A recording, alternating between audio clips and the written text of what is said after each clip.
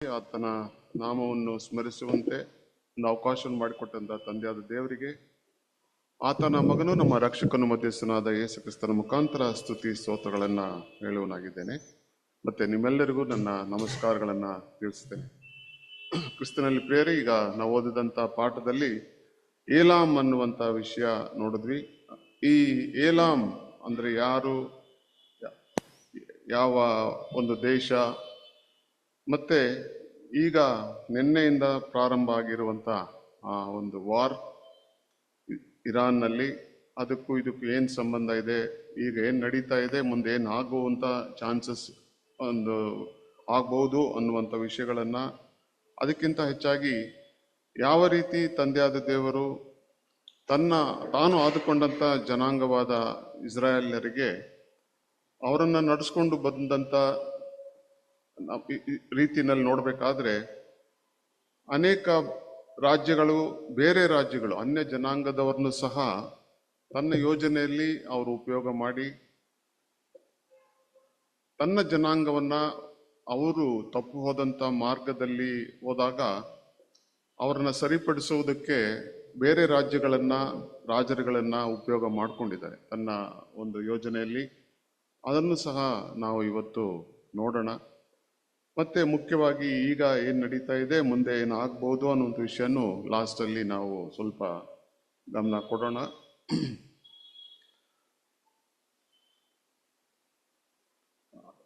ಹೇಳಿದ ಹಾಗೆ ಅನೇಕ ಬೇರೆ ರಾಜ್ಯಗಳು, ಬೇರೆ ದೇಶಗಳು ಯಾವ ರೀತಿ ತಂದೆಯಾದ ಒಂದು ದೇವರ ಯೋಜನೆಯಲ್ಲಿ ನಾವು ಸತ್ಯವೇದ ಹಳೆ ಒಡಂಬಡಿಕೆಯಲ್ಲಿ ನೋಡ್ತೀವಿ. ಅಬ್ರಹಾಂ ಅವರು ಹುಟ್ಟಿದ್ದೇ ಇನ್ಫ್ಯಾಕ್ಟ್ ಅವರು ಕಲ್ದಿಯ ದೇಶ, ಅಂದ್ರೆ ಪ್ರೆಸೆಂಟ್ ಡೇ ಇರಾಕ್ ಅಲ್ಲಿ ಅವರ ಸಂತತಿ ಇದ್ದಿದ್ದು, ಅವರ ತಂದೆ ತಾಯಿಗಳಿದ್ದಿದ್ದು. ಅಲ್ಲಿಂದ ದೇವರು ಅವರನ್ನ ನಾನು ಆದುಕೊಂಡಂತ ಒಂದು ಪ್ರದೇಶಕ್ಕೆ, ನೀವು ಕಾನಾನ್ ದೇಶಕ್ಕೆ ನೀನು ಹೋಗ್ಬೇಕು ಅಂತ ಹೇಳಿದಾಗ ಅವರು ಕಾನಾನ್ ದೇಶಕ್ಕೆ ಬರ್ತಾರೆ. ಅಲ್ಲಿ ನೋಡ್ಬೇಕಾದ್ರೆ ಅವರಿಗೆ ಬೇರೆ ಐಗುಪ್ತದಲ್ಲಿ ಅವರು ತನ್ನ ಹೆಂಡತಿನ ಕರ್ಕೊಂಡು ಹೋಗೋದನ್ನ ನಾವು ನೋಡ್ತೀವಿ. ಕಾರಣಾಂತರ ಮತ್ತೆ ಬೇರೆ ರಾಜ್ಯಗಳು ಸಹ ಅವರ ಒಂದು ಜೀವನ ಚರಿತ್ರೆಯಲ್ಲಿ ಯಾವ ಒಂದು ಪಾಲನ್ನ, ಒಂದು ರೀತಿಯ ಕೆಲವು ಘಟನೆಗಳು ನಡೆಯೋದನ್ನು ಸಹ ನಾವು ನೋಡ್ತೀವಿ. ಸೊ ಐಗುಪ್ತ, ಅಸ್ಸೀರಿಯಾ, ಬ್ಯಾಬಿಲೋನ್, ಈ ಎಲ್ಲ ರಾಜ್ಯಗಳು ಇಸ್ರಾಯೇಲಿನ ಚರಿತ್ರೆಯಲ್ಲಿ, ಇಸ್ರಾಯೇಲ್ಯರ ಅವರ ಒಂದು ಜೀವನದಲ್ಲಿ ಬಹಳ ಮುಖ್ಯವಾದಂತ ಪಾತ್ರನ ಈ ದೇಶಗಳೆಲ್ಲ ನಾವು ವಹಿಸಿರೋದನ್ನ ನಾವು ನೋಡ್ತೀವಿ. ಮತ್ತೆ ಅಬ್ರಹಾಂ ನಂತರ ಯೋಸೆಫ್ ಮತ್ತೆ ಮೋಶೆ ಸಹ ಐಗುಪ್ತದಲ್ಲಿದ್ರು. ಅಲ್ಲಿ ಕಾನಾನ್ ದೇಶದಲ್ಲಿ ಬರ ಬಂದಾಗ ಅವರು ಐಗುಪ್ತಕ್ಕೆ ಹೋಗಿದ್ದನ್ನ ನಾವು ನೋಡ್ತೀವಿ. ಯೋಸೆಫ್ ಅಲ್ಲಿದ್ರು, ಬಹಳ ಉನ್ನತ ಸ್ಥಿತಿನಲ್ಲಿದ್ರು. ಆನಂತರ ಬಂದಂತ ಮೋಶೆ ಸಹ ಬಹಳ ಉನ್ನತ ಒಂದು ಸ್ಥಾನದಲ್ಲಿ ಐಗುಪ್ತದಲ್ಲಿ ಅವರಿದ್ರು, ಫರೋಹನ ಆಸ್ಥಾನದಲ್ಲಿ. ಆ ನಂತರ ದೇವರು ಅವರನ್ನ ಐಗುಪ್ತದಿಂದ ಬಿಡುಗಡೆ ಮಾಡಿ ಅವ್ರನ್ನ ಕಾನಾನ್ ದೇಶಕ್ಕೆ ಮತ್ತೆ ಕರ್ಕೊಂಡ್ಬರೋದನ್ನ ನಾವು ನೋಡ್ತೀವಿ. ಆಗ್ಲೇ ಹೇಳಿದಾಗೆ ಫಿಲಿಸ್ತಿಯರು, ಅಮಾಲೈಕ್ಯರು, ಅಸ್ಸೀರಿಯಾ, ಬ್ಯಾಬಿಲೋನ್, ಈ ಎಲ್ಲಾ ದೇಶಗಳವರ ಜೊತೆಯಲ್ಲಿ, ಅಂದ್ರೆ ಈ ಎಲ್ಲಾ ದೇಶಗಳು ಇಸ್ರಾಯೇಲಿನ ಸುತ್ತಮುತ್ತಲೂ ಇರುವಂತ ದೇಶಗಳೇ ಈಗಲೂ ಸಹ. ಸೊ ಅದರಲ್ಲಿ ಮೀದೋ ಪರ್ಷಿಯಾ ಒಂದು ಮುಖ್ಯವಾದಂತ ಒಂದು ರೋಲ್, ಒಂದು ಪಾತ್ರನ ವಹಿಸಿರೋದನ್ನ ನಾವು ಚರಿತ್ರೆಯಲ್ಲಿ ನೋಡ್ತೀವಿ. ಹಾಗಾದ್ರೆ ಎಲ್ಲಿ ಈ ಏಲಾಮ್ ವಿಷಯ ಎಲ್ಲಿ ಬರುತ್ತೆ? ನಾವು ಈಗ ಓದಿದ ಪಾಠದಲ್ಲಿ ಏಲಾಮ್ ಅಂತ ನಾವು ನೋಡಿದ್ವಿ. ಏಲಾಮ್ ಅಂದ್ರೆ ಯಾರು, ಎಲ್ಲಿಂದ ಬಂದ್ರು ಅನ್ನುವಂತ ವಿಷಯ ನಾವು ನೋಡ್ಬೇಕಾದ್ರೆ, ನೋವನ 3 ಮಕ್ಕಳಲ್ಲಿ ಯಾಫೆತ್, ಹಾಮ್ ಮತ್ತೆ ಶೇಮ್ಗೆ 5 ಜನ ಮಕ್ಕಳು. ಅದರಲ್ಲಿ ಈಲಾಮ್ ಅನ್ನೋರು ಬರ್ತಾರೆ. ಆ ನಂತರ ಅಶೂರ್ ಮತ್ತೆ ಇನ್ನು 4 ಜನ. ನಾವು ಆದಿಕಾಂಡ 10ನೇ ಅಧ್ಯಾಯ 21ರಿಂದ ನಾವು ಓದ್ಬೇಕಾದ್ರೆ ಅಲ್ಲಿ ಈ ಏಲಾಮಿನ ವಿಷಯ ಬರೋದನ್ನ ನಾವು ನೋಡ್ತೀವಿ. Genesis 10th chapter 21st verse. ಇಬ್ರಿಯರೆಲ್ಲರಿಗೆ ಮೂಲ ಪುರುಷನು ಯೆಫಾತನ ಅಣ್ಣನೂ ಆಗಿದ್ದ ಶೇಮನಿಗೆ ಸಹ ಸಂತಾನವಾಯಿತು. ಶೇಮನ ಸಂತಾನದವರು ಏಲಾಮ್. ನೋಡಿ ಅಲ್ಲೇನೆ ಏಲಾಮ್ ಅನ್ನುವಂಥವ್ರು ಬರೋದನ್ನ ನೋಡ್ತೀವಿ. ಮುಂದೆ ನೋಡ್ತೀವಿ ಯಾರಿದು ಏಲಾಮ್, ಇವ್ರಿಗೂ ಇರಾನ್ಗೂ ಏನ್ ಸಂಬಂಧ ಅನ್ನೋದನ್ನ. ಮತ್ತೆ ಯಾಫೇತಿನ ಮಗ ಮೇದೈ ಅಂತ ಬರುತ್ತೆ. ಜೆನಿಸಸ್ ಅದೇ 10ನೇ ಅಧ್ಯಾಯ 1ನೇ ವಚನ, 1 ಮತ್ತು 2ನೇ ವಚನ. ನೋಹನ ಮಕ್ಕಳಾದ ಶೇಮ್, ಆಮ್, ಯಾಫೇತರ ವಂಶದವರ ಚರಿತ್ರೆಯು ಜಲಪ್ರಳಯವಾದ ಮೇಲೆ ಅವರಿಗೆ ಮಕ್ಕಳು ಹುಟ್ಟಿದರು. ಏಫಾತನ ಸಂತಾನದವರು ಯಾರ್ಯಾರೆಂದರೆ Gomer, Magog, ಮಾದಾಯ್, Javan, Tubal, Meshach, ತೀರಸ್ ಎಂಬವರೇ. ಇಲ್ಲಿ ಮಾದಾಯ್ ಅಂತ ಕನ್ನಡದಲ್ಲಿ ಬರುತ್ತೆ. ಅದೇ ಮೀದಿಯಾ ಅಥವಾ ಮೇದ್ಯರು ಅಂತ ಕನ್ನಡದಲ್ಲಿ ನಾವು ದಾನಿಯಲ್ ಪುಸ್ತಕದಲ್ಲಿ ನೋಡ್ತೀವಿ. ಸೊ ಇವರು ಈ ಮೇದ್ಯರು ಬಂದು ಈ ಯಾಫೇತನ ಮಗನಾದ ಮಾದಾಯ್ ಅವನ ಸಂತಾನದವರವರು. ಮತ್ತೆ ಈಲಾಮ್ ಬಂದು ಶೇಮನ ಮಗ. ಸೊ ಅದನ್ನ ಆಲ್ರೆಡಿ ನಾವು ನೋಡಿದ್ವಿ. ಸೊ ಹಾಗಾದ್ರೆ ಏಲಾಮರು ಬಂದು ಶೇಮನ ಸಂತಾನದವರು. ಶೇಮ್ ನಮ್ಗೆ ಗೊತ್ತಿದೆ, ಅವ್ರಿಗೆ ಬಂದಂತ ಆಶೀರ್ವಾದ ಯಾವ ರೀತಿ ನೀವು ದೇವರನ್ನ ಹುಡುಕ್ತೀಯ ಅನ್ನುವಂತ ಒಂದು ಆಶೀರ್ವಾದ ಆತನ ತಂದೆ ಕೊಡ್ತಾರೆ. ಆದ್ರೆ ಯಾಫೇತ್ ಒಂದು ರಾಜನಾಗ ಒಂದು ರೂಪದಲ್ಲಿ, ರಾಜನ ಒಂದು ಸ್ಥಾನದಲ್ಲಿ ಅವರಿಗೆ ಬೇರೆ ಆಶೀರ್ವಾದಗಳನ್ನ ಕೊಡೋದನ್ನು ಸಹ ನಾವು ಚರಿತ್ರೆಯಲ್ಲಿ ಹಳೆ ಒಡಂಬಡಿಕೆಯಲ್ಲಿ ನೋಡ್ತೀವಿ. ಸೊ ಹಾಗಾದ್ರೆ ಇಲ್ಲಿ ನಾವು ಮ್ಯಾಪ್ ಅಲ್ಲಿ ನೋಡೋದೇ ಆದ್ರೆ ಎಲ್ಲಿ ಬರುತ್ತೆ ಈ ಮೇದಿಯಾ ಮತ್ತು ಅನ್ಬೇಕಾದ್ರೆ, ಮೇದ್ಯರು ಬಂದು ಪರ್ಷಿಯಾ ಈ ದೇಶದ ಉತ್ತರ ಭಾಗದಲ್ಲಿ ಇದ್ದಂಥವ್ರು. ಈಲಾಮ್ ಅವರು ಸದರನ್ ಪಾರ್ಟ್ ಅಲ್ಲಿ ಇದ್ದಂಥವ್ರು. ಅಂದ್ರೆ ಇಲ್ಲಿ ಈ ಏಲಾಮ್ ಅನ್ನುವಂಥದ್ದು ಬಹಳ ಇರಿಗೇಟೆಡ್ ಏರಿಯಾ, ಒಳ್ಳೆ ನೀರಿನ ವ್ಯವಸ್ಥೆ ಇರುವಂತ ಪ್ರದೇಶ. ಈ ಮೇದ್ಯರು ಬಂದು ಅದು ಒಂಥರ ಹಿಲ್ಲಿ ಗುಡ್ಡ ಬೆಟ್ಟಗಳಿರುವಂತ ಒಂದು ಪ್ರದೇಶ ಅದು. ಅಂದ್ರೆ ಏನಾಯ್ತು, ಬೇರೆ ಬೇರೆ ಪೀರಿಯಡ್ ಅಲ್ಲಿ ನೋಡ್ಬೇಕಾದ್ರೆ ಅಸ್ಸಿರಿಯಾ ಅವರು ಬಹಳ ಮುಖ್ಯ ಒಂದು ರಾಜ್ಯಗಳಾಗಿದ್ದಾಗ, ಒಂದು ಎಂಪೈರ್ ಆಗಿದ್ದಾಗ ಅವರು ಈ ಎಲ್ಲಾ ಪ್ರದೇಶಗಳನ್ನ ಆಕ್ಯುಪೈ ಮಾಡಿದ್ರು. ಅಸ್ಸಿರಿಯಾ ಹೋದ್ಮೇಲೆ ಬ್ಯಾಬಿಲೋನ್ ಬರೋದನ್ನ ನೋಡ್ತೀವಿ. ಅವರು ಸಹ ಬ್ಯಾಬಿಲೋನ್ ನಂತರ ಬಂದಂತ ಒಂದು ಎಂಪೈರ್ ಚಕ್ರಾಧಿಪತಿ ಯಾವ್ದು ಅನ್ಬೇಕಾದ್ರೆ ಈ ಮೀದೋ ಪರ್ಷಿಯಾ. ಅದನ್ನ ನಾವು ಇಲ್ಲಿ ಹಳೆ ಮ್ಯಾಪ್ ಅಲ್ಲಿ ನಾವು ನೋಡ್ತಾ ಇದ್ದೀವಿ. ಇಲ್ಲಿ ಈಜಿಪ್ಟ್ ಇಲ್ಲಿದೆ, ಇಸ್ರೇಲ್ ಇದು, ಈ ಪೋರ್ಷನ್ ಬಂದು ಇಸ್ರೇಲ್, ಇದು ಇಲ್ಲಿ ಜೆರುಸಲೇಮ್ ಕಾಣ್ತಾ ಇದೆ. ಇದು ಮೆಡಿಟರೇನಿಯನ್ ಸಿ, ಇದು ರೆಡ್ ಸಿ. ಇಲ್ಲಿ ಇದೆಲ್ಲ ಈಗನ ಇರಾನ್, ಇರಾಕ್, ಸೌದಿ ಅರೇಬಿಯಾ ಇದೆಲ್ಲ ಈ ಪ್ರದೇಶ ಇದೆ. ಇಲ್ಲಿ ಇಂಡಿಯಾನು ಬರುತ್ತೆ. ಸೊ ಈ ರೀತಿ ಮುಂದೆ ಪರ್ಷಿಯಾ ಬಂದಂತ ಒಂದು ಮ್ಯಾಪ್ ನ ಇಲ್ಲಿ ನಾವು ನೋಡ್ತಾ ಇದ್ವಿ. ಈ ಅಬ್ರಹಾಂ ಅವನ ಒಂದು ಜೀವನ ಚರಿತ್ರೆಯಲ್ಲಿ ಈ ಏಲಾಮ್ ರಾಜ ಬಂದು ಒಂದು ಘಟನೆ ಅಲ್ಲಿ ನಡೆಯೋದನ್ನ ನಾವು ನೋಡ್ತೀವಿ. 14ನೇ ಅಧ್ಯಾಯದಲ್ಲಿ ಕೆಲವು ವಚನಗಳನ್ನ ನಾವು ನೋಡೋಣ. 9ನೇ ವಚನದಿಂದ ಆದಿಕಾಂಡ 14ನೇ ಅಧ್ಯಾಯ 9ರಿಂದ ಕೆಲವು ವಚನಗಳನ್ನ.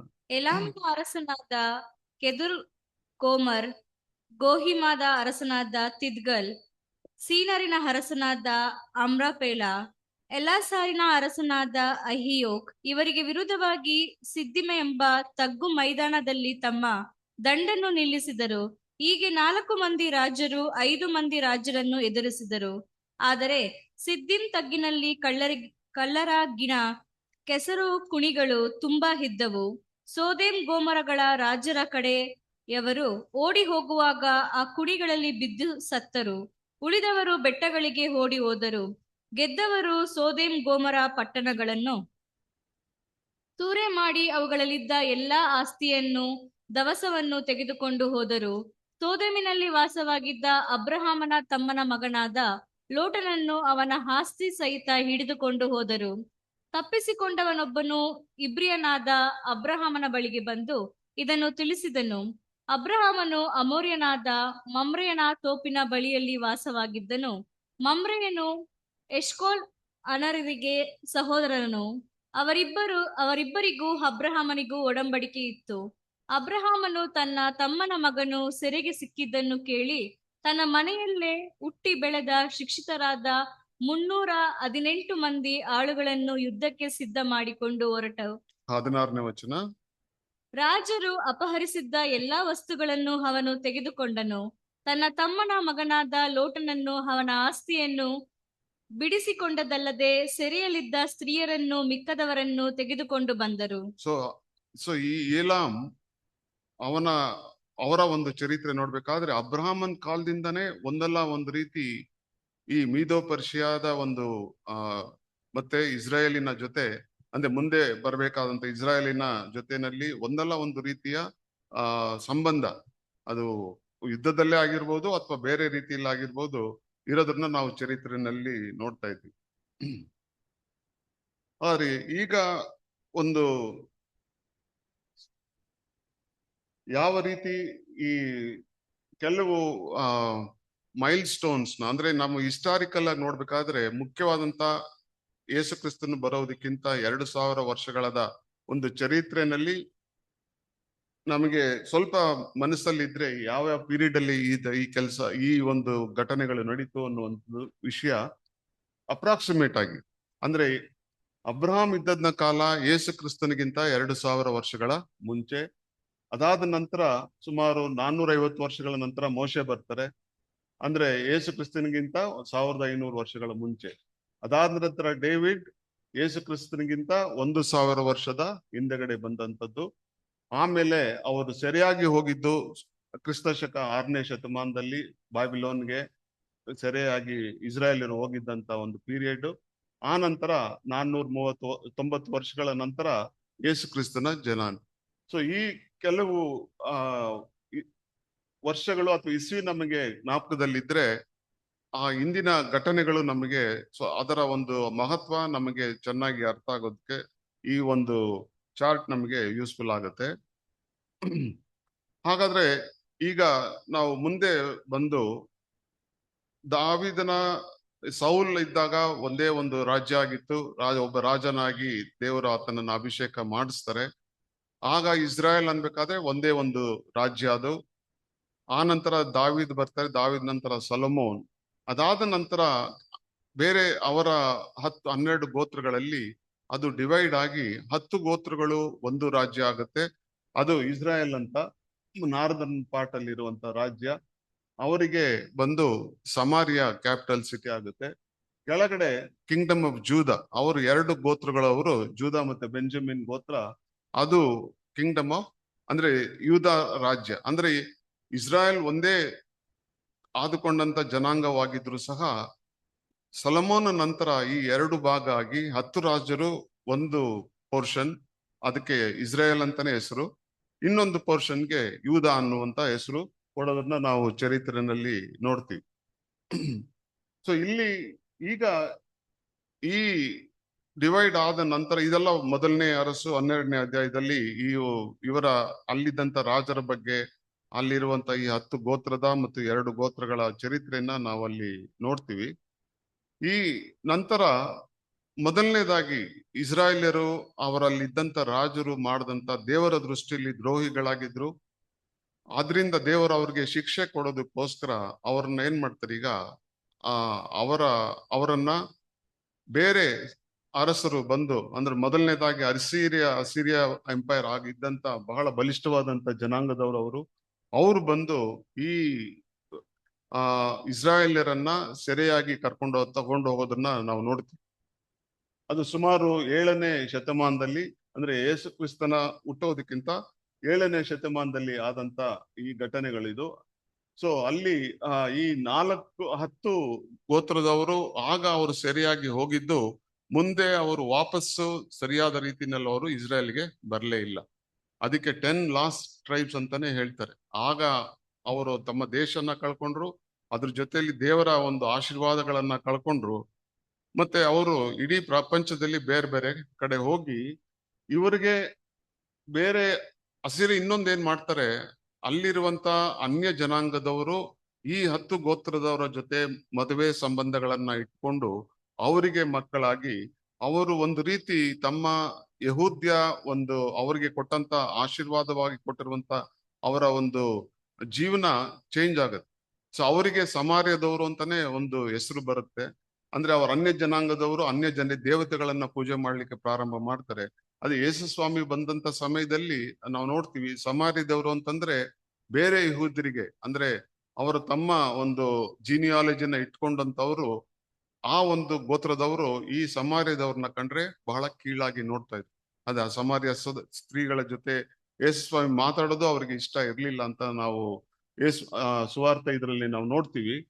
ಅಂದ್ರೆ ಅಸೀರಿಯ ರಾಜರು ಬಂದು ಈ ಗೋತ್ರದವ್ರನ್ನ, ಇಸ್ರಾಯೇಲರನ್ನ ಸೆರೆಯಾಗಿ ಹೋಗೋದನ್ನ ನಾವು 7ನೇ ಶತಮಾನದಲ್ಲಿ ನೋಡ್ತೀವಿ. ಇದೆಲ್ಲ ಮುಂದೆ ಅಂದ್ರೆ ಈಗ ಆಗ್ತಾ ಇರುವಂತ ಅನೇಕ ವಿಷಯಗಳಿಗೆ ಈ ಎಲ್ಲ ಚರಿತ್ರೆ ಒಂದು ರೀತಿಯಲ್ಲಿ ಅದಕ್ಕೆ ಇನ್ಫ್ಲುಯೆನ್ಸ್ ಆಗಿದೆ.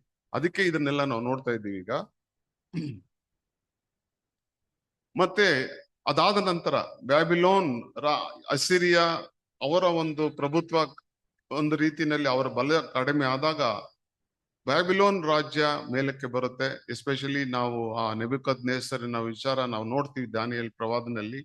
ಆ ನೆಬೂಕದ್ನೆಚ್ಚರ್ ಅವನ ಪೀರಿಯಡ್ ಅಲ್ಲಿ ಈ ಬ್ಯಾಬಿಲೋನ್ ರಾಜ್ಯ ಬಹಳ ಪ್ರಬಲವಾಗಿ ಬೆಳೆದು ಬರುತ್ತೆ. ಅವರ ಒಂದು ಟೈಮ್ ಪೀರಿಯಡ್ ಅಲ್ಲಿ ನಾವು ಇಸ್ರಾಯೇಲರು ಮತ್ತೆ ಅವರ ದೇವರು ಅವರಿಗೆ ಒಂದು ಪನಿಷ್ಮೆಂಟ್ ಕೊಡುವಂತ ಒಂದು ಪ್ರವಾದನೆಗಳನ್ನ ನಾವು ನೋಡ್ತೀವಿ. ಆ ಒಂದು ಪೀರಿಯಡ್ ಅಲ್ಲೇನೆ ಅನೇಕ ಪ್ರವಾದಿಗಳು ಸಹ ಸರಿಯಾಗಿ ಬ್ಯಾಬಿಲೋನ್ ರಾಜ ತನ್ನ ದೇಶಕ್ಕೆ ಅವ್ರನ್ನ ಕರ್ಕೊಂಡು ಹೊಟ್ಟೋಗ್ತಾನೆ ಸರಿ ದಾಸರಾಗಿ. ಆ ಪೀರಿಯಡ್ ಅಲ್ಲೇನೆ ಎಜೇಕಿಯಲ್, ಯೆರೆಮೀಯ ಮತ್ತೆ ದಾನಿಯೇಲ್ ಇವರೆಲ್ಲ ಅವರು ಸಹ ಸೆರೆನಲ್ಲಿ ಕರ್ಕೊಂಡು ಹೋದಂತ ಪ್ರವಾದಿಗಳೇ. ಸೊ ಅಲ್ಲಿರ್ಬೇಕಾದ್ರೆ 70 ವರ್ಷಗಳ ಕಾಲ ಅವರು ಬ್ಯಾಬಿಲೋನ್ ನಲ್ಲಿ ಸೆರೆ ಇದ್ದಾಗ ಅಲ್ಲಿ ಮುಂದೆ ಕೆಲವು ವಿಷಯಗಳು ನಡೆಯೋದನ್ನ ನಾವು ಹಳೆ ಒಡಂಬಡಿಕೆಯಲ್ಲಿ ಮತ್ತೆ ದಾನಿಯೇಲ್ ಪ್ರವಾದನೆಯಲ್ಲಿ ನಾವು ನೋಡ್ತೀವಿ. ಸೊ ಮುಖ್ಯವಾಗಿ ಬ್ಯಾಬಿಲೋನ್ ರಾಜ ಏನ್ ಮಾಡ್ತಾನೆ, ಅವನ್ನ ಸೆರೆ ಆಗೋದು ಅಲ್ಲದೆ ಯೆರೂಸಲೇಮ್ ಅನ್ನ ಕಂಪ್ಲೀಟ್ ಆಗಿ ನಾಶ ಮಾಡಿ, ಮತ್ತೆ ಅಲ್ಲಿ ಇರುವಂತ ಸೊಲೊಮೋನ್ ಕಟ್ಟಿದಂತ ದೇವಾಲಯನ ಸಹ ಆತನ ಏನ್ ಮಾಡ್ತಾನೆ, ಪೂರ್ತಿಯಾಗಿ ಬೆಂಕಿ ಇಟ್ಟು ನಾಶ ಮಾಡ್ಬಿಡ್ತಾನೆ. ಸೊ ಇದು ಆಗ 6ನೇ ಶತಮಾನದಲ್ಲಿ ಆದಂತ ಬಹಳ ಮುಖ್ಯವಾದಂತ ಒಂದು ಘಟನೆ. ಸೊ ಈಗ ಡ್ಯಾನಿಯಲ್ ಬರ್ತಾರೆ. ಸೊ ಡ್ಯಾನಿಯಲ್ನ ಅವರು ಒಬ್ಬ ಸರಿಯಾಗಿ ತಗೊಂಡು ಹೋದಂತವ್ರೆ. ಆದ್ರೆ ನೆಬೂಕದ್ನೆಚ್ಚರ್ ಏನ್ ಮಾಡ್ತಾರೆ, ಈ ತನ್ನ ಬಹಳ ದೊಡ್ಡ ರಾಜ್ಯ ಇರೋದ್ರಿಂದ ಆ ರಾಜ್ಯಭಾರ ಮಾಡ್ಬೇಕಾದ್ರೆ ಕೆಲವರು ಬಹಳ ಬುದ್ಧಿವಂತ ಇರುವಂತವ್ರು, ಜ್ಞಾನ ಇರುವಂತವ್ರು ಮತ್ತೆ ಯೌವನಸ್ಥರು ಇವ್ರಿಗೂ ಬೇಕಾಗುತ್ತೆ ಅಂತ ತಿಳಿದು ಅವನೇನ್ ಮಾಡ್ತಾನೆ, ಯಹೂದ್ಯರಲ್ಲೂ ಸಹ ಯಂಗ್ಸ್ಟರ್ಸ್ ನ ಐಡೆಂಟಿಫೈ ಮಾಡಿ ಒಂದು ಒಳ್ಳೆ ಒಂದು ಪೊಸಿಷನ್ಗೆ ಅವ್ರನ್ನ ಕರ್ಕೊಂಡ್ಬರುವಂತ ಒಂದು ಪ್ಲಾನ್ ಅನ್ನ, ಯೋಜನೆಯನ್ನ ಮಾಡ್ತಾನೆ. ಅದನ್ನ ದಾನಿಯೇಲ್ 1ನೇ ಅಧ್ಯಾಯ 3ರಿಂದ 6ನೇ ವಚನದವರೆಗೆ. ಅನಂತರ ರಾಜನು ತನ್ನ ಕಂಚುಕಿಯರಲ್ಲಿ ಮುಖ್ಯನಾದ ಅಶ್ಪನಜನಿಗೆ, ನೀನು ಇಸ್ರಾಯೇಲ್ಯರಲ್ಲಿ ಅಂದರೆ ರಾಜವಂಶೀಯರಲ್ಲಿ ಮತ್ತು ಪ್ರಧಾನರಲ್ಲಿ ಅಂಗದೋಷವಿಲ್ಲದವರು, ಸುಂದರರು, ಸಮಸ್ತ ಶಾಸ್ತ್ರಜ್ಞಾನರು, ಪಂಡಿತರು, ವಿದ್ಯಾ ನಿಪುಣರು, ರಾಜಾಲಯದಲ್ಲಿ ಸನ್ನಿಧಿ ಸೇವೆ ಮಾಡಲು ಸಮರ್ಥರೂ ಆದ ಕೆಲವು ಯುವಕರನ್ನು ಇಲ್ಲಿಗೆ ಕರೆತಂದು ಅವರಿಗೆ ಕಸ್ತಿಯ ಪಂಡಿತರ ಭಾಷೆಯನ್ನು, ಶಾಸ್ತ್ರಗಳನ್ನು ಕಲಿಸಬೇಕೆಂಬುದಾಗಿ ಅಪ್ಪಣೆ ಕೊಟ್ಟನು. ಇದಲ್ಲದೆ ಇನ್ನು ಮುಂದೆ ಅವರು ಸನ್ನಿಧಿ ಸೇವಕರಾಗಲೆಂದು ತನ್ನ ಭೋಜನ ಪದಾರ್ಥಗಳನ್ನು, ತಾನು ಕುಡಿಯುವ ದ್ರಾಕ್ಷಾರಸವನ್ನು ಅವರಿಗೆ ದಿನವೈ ಬಡಿಸುವ ಏರ್ಪಾಡು ಮಾಡಿ ಅವರನ್ನು 3 ವರ್ಷ ಪೋಷಿಸಬೇಕು ಎಂದು ಆಜ್ಞಾಪಿಸಿದನು. ಆರಿಸಲ್ಪಟ್ಟ ಯುವಕರಲ್ಲಿ ದಾನಿಯೇಲ, ಹನನ್ಯ, ಮಿಶಾಯೇಲ, ಅಜರ್ಯ ಎಂಬ ಯಹೂದ್ಯರು ಸೇರಿದ್ದರು. ಇವರಿಗೆ ಬೇರೆ ಹೆಸರುಗಳನ್ನ ಆತನ್ ಕೊಡ್ತಾನೆ. ಶದ್ರಾಕ್, ಮೇಷಕ್, ಅಬೇದ್ನೆಗೋ ಅಂತ ಆ 3 ಜನಕ್ಕೆ. ದಾನಿಯೇಲ್ಗೂ ಸಹ ಬೆಲ್ಶೆಜಾರ್ ಅನ್ನುವಂತ ಹೆಸರನ್ನ ಕೊಡೋದನ್ನ ನಾವು ನೋಡ್ತೀವಿ. ಸೊ ಈ ದಾನಿಯೇಲ್ ಪೀರಿಯಡ್ ಅಲ್ಲಿ ಬಹಳ ಅವರ ಕೆಲವು ರಾಜನಿಗೆ ಬಂದಂತ ಒಂದು ಸ್ವಪ್ನದಲ್ಲಿ ಬರುವಂತ ಆ ದೃಶ್ಯಗಳನ್ನೆಲ್ಲ ವಿವರಣೆ ಮಾಡುವಂತ ಒಂದು ಆಶೀರ್ವಾದವನ್ನ ದೇವರು ಡ್ಯಾನಿಯೇಲ್ಗೆ ಕೊಡೋದನ್ನ ನಾವು ನೋಡ್ತೀವಿ. 2ನೇ ಅಧ್ಯಾಯ 31ರಿಂದ 34ನೇ ವಚನ. ಈ ರಹಸ್ಯವು ನನಗೆ ವ್ಯಕ್ತವಾಗಿದೆ. ರಾಜನೇ, ನೀನು ಕಂಡದ್ದು ಆಹಾ ಅದ್ಭುತ ಪ್ರತಿಮೆ. ತಳತಳನೆ ಹೊಳೆಯುವ ಆ ದೊಡ್ಡ ಪ್ರತಿಮೆಯು ನಿನ್ನೆದುರಿಗೆ ನಿಂತಿತ್ತು, ಭಯಂಕರವಾಗಿ ಕಾಣಿಸಿತು. ಆ ಪ್ರತಿಮೆಯ ತಲೆಯ ಅಪರಂಜಿ, ಎದೆ ತೋಳುಗಳು ಬೆಳ್ಳಿ, ಹೊಟ್ಟೆ ಸೊಂಟಗಳು ತಾಮ್ರ, ಕಾಳುಗಳು ಕಬ್ಬಿಣ, ಹೆಜ್ಜೆಗಳು ಕಬ್ಬಿಣ ಮತ್ತು ಮಣ್ಣು. ನೀನು ನೋಡುತ್ತಿರಲಾಗಿ ಬೆಟ್ಟದೊಳಗಿಂದ ಒಂದು ಗುಂಡು ಬಂಡೆಯು ಕೈ ಇಲ್ಲದೆ ಒಡೆಯಲ್ಪಟ್ಟಿತ್ತು. ಸೊ ಇದು ಎರಡನೇ ಅವ್ರು ನೋಡುವಂತ 32ನೇ ವಚನ ಮಾತ್ರ ಓದಿ. ಆ ಪ್ರತಿಮೆಯ ತಲೆಯು ಅಪರಂಜಿ, ಹಾ. ಎದೆ ತೋಳುಗಳು ಬೆಳ್ಳಿ. ಎದೆ ತೋಳುಗಳು, ಇದು ಆ ಮೀದೋ ಪರ್ಷಿಯಾದ ಬಗ್ಗೆ ಹೇಳುವಂತ ಇದು. ಸೊ ಇಲ್ಲಿ ಮೀಡೋ ಪರ್ಷಿಯನ್ ಇವರ ಬ್ಯಾಬಿಲೋನ್ ರಾಜ್ಯದ ಮುಂದೆ ಆಗುವಂತ ಒಂದು ದೃಶ್ಯವನ್ನ ಆಲ್ರೆಡಿ ದಾನಿಯೇಲನಿಗೆ ದೇವರು ತೋರಿಸ್ತಾ ಇದ್ದಾರೆ. ಅದಲ್ಲದೆ ಇನ್ನೊಂದು ವಿಷನ್ ನ ದಾನಿಯೇಲ್ ನೋಡ್ತಾರೆ. 4 ಮೃಗಗಳ ಒಂದು ದೃಶ್ಯ, ಅದು 7ನೇ ಅಧ್ಯಾಯದಲ್ಲಿ ಬರುತ್ತೆ. ಆ 7ನೇ ಅಧ್ಯಾಯ 2 ಮತ್ತು 3ನೇ ವಚನ. ದಾನಿಯೇಲನು ಆ ಪ್ರಸ್ತಾಪವನ್ನೆತ್ತಿ ಇಂತೆಂದನು, ನಾನು ರಾತ್ರಿ ಕಂಡ ಕನಸಿನಲ್ಲಿ, ಆಹಾ, ಚತುರ್ದಿಕ್ಕಿನ ಗಾಳಿಗಳು ಮಹಾಸಾಗರದ ಮೇಲೆ ರಭಸವಾಗಿ ಬೀಸಿ ಬಡಿಯುತ್ತಿದ್ದವು. ಒಂದಕ್ಕೊಂದು ವಿಲಕ್ಷಣವಾಗಿ 4 ದೊಡ್ಡ ಮೃಗಗಳು ಸಾಗರದೊಳಗಿಂದ ಬಂದವು. 5ನೇ ವಚನ. ಆಹಾ, ಇನ್ನೊಂದು ಮೃಗ, ಎರಡನೆಯದು, ಅದು ಕರಡಿಯ ಹಾಗಿತ್ತು. ಒಂದು ಎಗಳನ್ನು ಮೇಲಕ್ಕೆ ಎತ್ತಿಕೊಂಡಿತ್ತು. ತನ್ನ ಬಾಯಲ್ಲಿ ಹಲ್ಲುಗಳ ನಡುವೆ 3 ಪಕ್ಕೆಲುಬುಗಳನ್ನು ಕಚ್ಚಿಕೊಂಡಿತ್ತು. ನೀನೆದ್ದು ಬಹು ಮಾಂಸವನ್ನು ತಿನ್ನು ಎಂದು ಅದಕ್ಕೆ ಹೇಳೋಣವಾಯಿತು. ಸೊ ಈ 4 ಮೃಗಗಳಲ್ಲಿ 2ನೇ ಮೃಗ ಕರಡಿ, ಇದು ಆ ಮೀದೋ ಪರ್ಷಿಯಾದ ಬಗ್ಗೆ ಹೇಳುವಂತ ಒಂದು ಒಂದು ವಿಷನ್ ಆತನು ನೋಡ್ತಾರೆ. ಅದಲ್ಲದೆ ಇನ್ನೊಂದು ವಿಷನ್ ನಾವು 8ನೇ ಅಧ್ಯಾಯದಲ್ಲಿ ಬರುತ್ತದು. 1ರಿಂದ 5ನೇ ವಚನ. ಮೊದಲು ನನಗೆ ಕಾಣಿಸಿದ ಕನಸಲ್ಲದೆ ಅರಸನಾದ ಬೆಲ್ವಿಚಾರನ ಆಳಿಕೆಯ ಮೂರನೆಯ ವರುಷದಲ್ಲಿಯೂ ಇನ್ನೊಂದು ಕನಸು ದಾನಿಯೇಲನಾದ ನನಗೆ ಕಾಣಿಸಿತು. ನಾನು ಕಂಡ ಕನಸಿನಲ್ಲಿ ಏಲಾಮ್ ಸಂತಾನದ ಶೂಷನ್ ಕೋಟೆಯಲ್ಲಿದ್ದನು. ಏಲಾಮ್ ಸಂಸ್ಥಾನ ಇಲ್ಲೂ ಹೇಳಲ್ಪಟ್ಟಿದೆ. ಆ ಶೂಷಾನ್ ಅನ್ನುವಂಥದ್ದು ಈಗ ಇರಾನ್ ನಲ್ಲಿ ಇರುವಂತ ಒಂದು ಪ್ಲೇಸ್, ಅದು ಸಿಟಿ. ಅದು ಮುಂದೆ ಓದಿ. ಕನಸಿನಲ್ಲಿ ಕೂಲಾ ಕಾಲುಮೆಯ ದಡದ ಮೇಲೆ ನಿಂತುಕೊಂಡಿದ್ದ ಹಾಗೆ ತೋರಿತು. ನಾನು ಕಣ್ಣೆತ್ತಿ ನೋಡಲು, ಇಗೋ, 2 ಕೊಂಬಿನ ಒಂದು ಟಗರು ಕಾಲುವೆಯ ಹತ್ತಿರ ನಿಂತಿತ್ತು. ಅದರ 2 ಕೊಂಬುಗಳು ಉದ್ದವಾಗಿದ್ದರೂ ಒಂದಕ್ಕಿಂತ ಒಂದು ದೊಡ್ಡದು. ಆ ದೊಡ್ಡದು ಚಿಕ್ಕ ಕೊಂಬು ಮೇಲತೆಯ ಮೇಲೆ ಮೇಲತೆತ್ತಿತು, ಮೊಳತ ಮೇಲೆ ಮೊಳತದ್ದು. ನಾನು ನೋಡುತ್ತಿದ್ದ ಹಾಗೆ ಆ ಟಗರು ಪಡವಳಿಗೂ ಬಡಗಳಿಗೂ ತೆಂಕಳಿಗೂ ಆದಾಡುತ್ತಿತ್ತು. ಯಾವ ಜಂತುವು ಅದೆದುರಿಗೆ ನಿಲ್ಲಲಾರದೆ ಹೋಯಿತು. ಪ್ರಬಲವಾಗಿತ್ತು ಅನ್ನೋದನ್ನ ಅಲ್ಲಿ ತೋರಿಸ್ತಾ ಇದೆ. 20ನೇ ವಚನ, 8:20. ನೀನು ನೋಡಿದ 2 ಕೊಂಬಿನ ಟಗರು ಮೆದ್ಯಯ ಮತ್ತು ಪರಿಸಾಯ ರಾಜ್ಯ, ಪಾರಸಿಯ ರಾಜ್ಯ. ಸೊ ಮೀದೋ ಮತ್ತೆ ಮಿದ್ಯರು ಮತ್ತೆ ಪಾರಸಿಯ ರಾಜ್ಯದ ಬಗ್ಗೆ ಆಲ್ರೆಡಿ ದಾನಿಯೇಲನಿಗೆ ಬರುವಂತ ಕನ್ಸ್ನಲ್ಲಿ ಇದು ನೋಡ್ತಾ ಇದ್ದಾರೆ ಅವರು. ಹಾಗಾದ್ರೆ ಈ ಬ್ಯಾಬಿಲೋನ್ ರಾಜ್ಯ ನಮ್ಗೆ ಮುಂದೆ ನಾವು ನೋಡ್ತೀವಿ. ಇದರಲ್ಲಿ ಅವರು ಮಾಡಿದಂತ ಒಂದು ವಿಷನ್ ನಲ್ಲಿ ಈ ಮೇದೋ ಪರ್ಷಿಯಾ ರಾಜನಾದಂತ ಸೈರಸ್ ಪೀರಿಯಡ್ ಅಲ್ಲಿ ಏನಾಗುತ್ತೆ, ಅವ್ರೇನ್ ಬಂದು ಆ ಬ್ಯಾಬಿಲೋನ್ ರಾಜ್ಯವನ್ನ ಆಕ್ಯುಪೈ ಮಾಡೋದನ್ನ ನಾವು ನೋಡ್ತೀವಿ.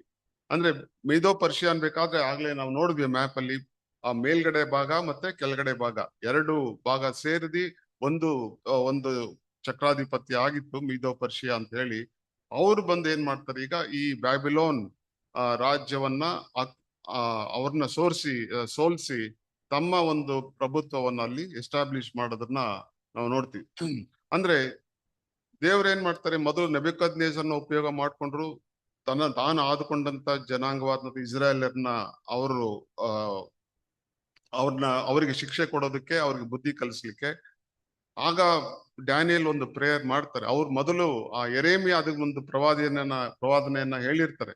ಇದು ಎಷ್ಟು ಕಾಲ ನಡೀತೆ ಅನ್ಬೇಕಾದ್ರೆ 70 ವರ್ಷಗಳ ಕಾಲ ನೀವೇನ್ ಮಾಡ್ತೀವಿ, ಈ ನಿಮ್ಮ ಜಾಗ ಏನಾಗ್ಬೇಕೀಗ, ಒಂದು ಸಬ್ಬತ್ನ ಆಚರಿಸ್ಬೇಕು ನೀವು 70 ವರ್ಷಗಳ ಕಾಲ. ಅದೇನಿರುತ್ತೆ, ನಿಮ್ಮ ಕಾನಾನ್ ದೇಶ, ನಾನು ಕೊಟ್ಟಂತ ದೇಶ ಹಾಳು ಬಿದ್ದಿರುತ್ತೆ. ಅಂದ್ರೆ ಅದು ಸಬ್ಬತ್ನ ಫೋರ್ಸ್ಫುಲ್ ಆಗಿ ದೇವರಲ್ಲಿ ಆಚರಣೆ ಮಾಡೋದಕ್ಕೆ ಹೇಳ್ತಾರೆ.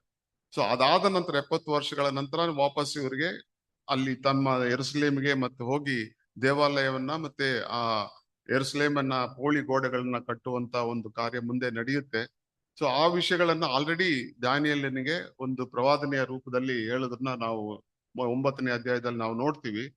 ಸೊ ಅದಕ್ಕೆ ಆಗ ಬಂದಂತವ್ರು ನೆಬುಕದ್ನೆಸ್ಸರನ ನಂತರ ಬಂದಂತ ರಾಜ ಬೆಲ್ಸೆಸಾರ್, ಆ ಪೀರಿಯಡ್ ಅಲ್ಲಿ ಆ ಮೆನೆ ತೆಕೆಲ್ ಉಪಾಸಿನ್ ಅನ್ನುವಂತ ಒಂದು ಆ ಪ್ರವಾದನೆ ಅಲ್ಲಿ ಬರುತ್ತೆ. ಅದಾದ ನಂತರ ದೇವ್ರೇನ್ ಮಾಡ್ತಾರೆ, ಈ ಸೈರಸ್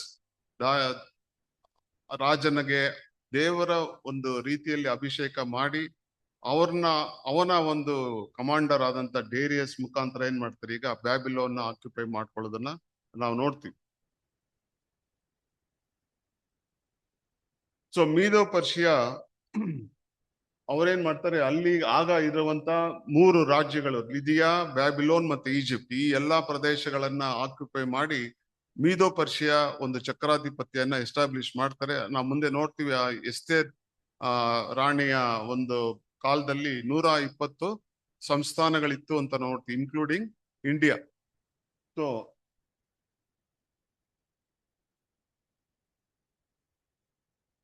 ಆಗ ಇದ್ದಂತ ಪರ್ಷಿಯನ್ ಎಂಪೈರ್ ಯಾವ ರೀತಿ ಮೀದೋ ಪರ್ಷಿಯಾ ಎಸ್ಟಾಬ್ಲಿಷ್ ಮಾಡಿದಂತ ಇದು 4ನೇ ಶತಮಾನ ಅಂದ್ರೆ BC 400 BC ನಲ್ಲಿ ಇದ್ದಂತ ಒಂದು ಮ್ಯಾಪ್ ಇದು.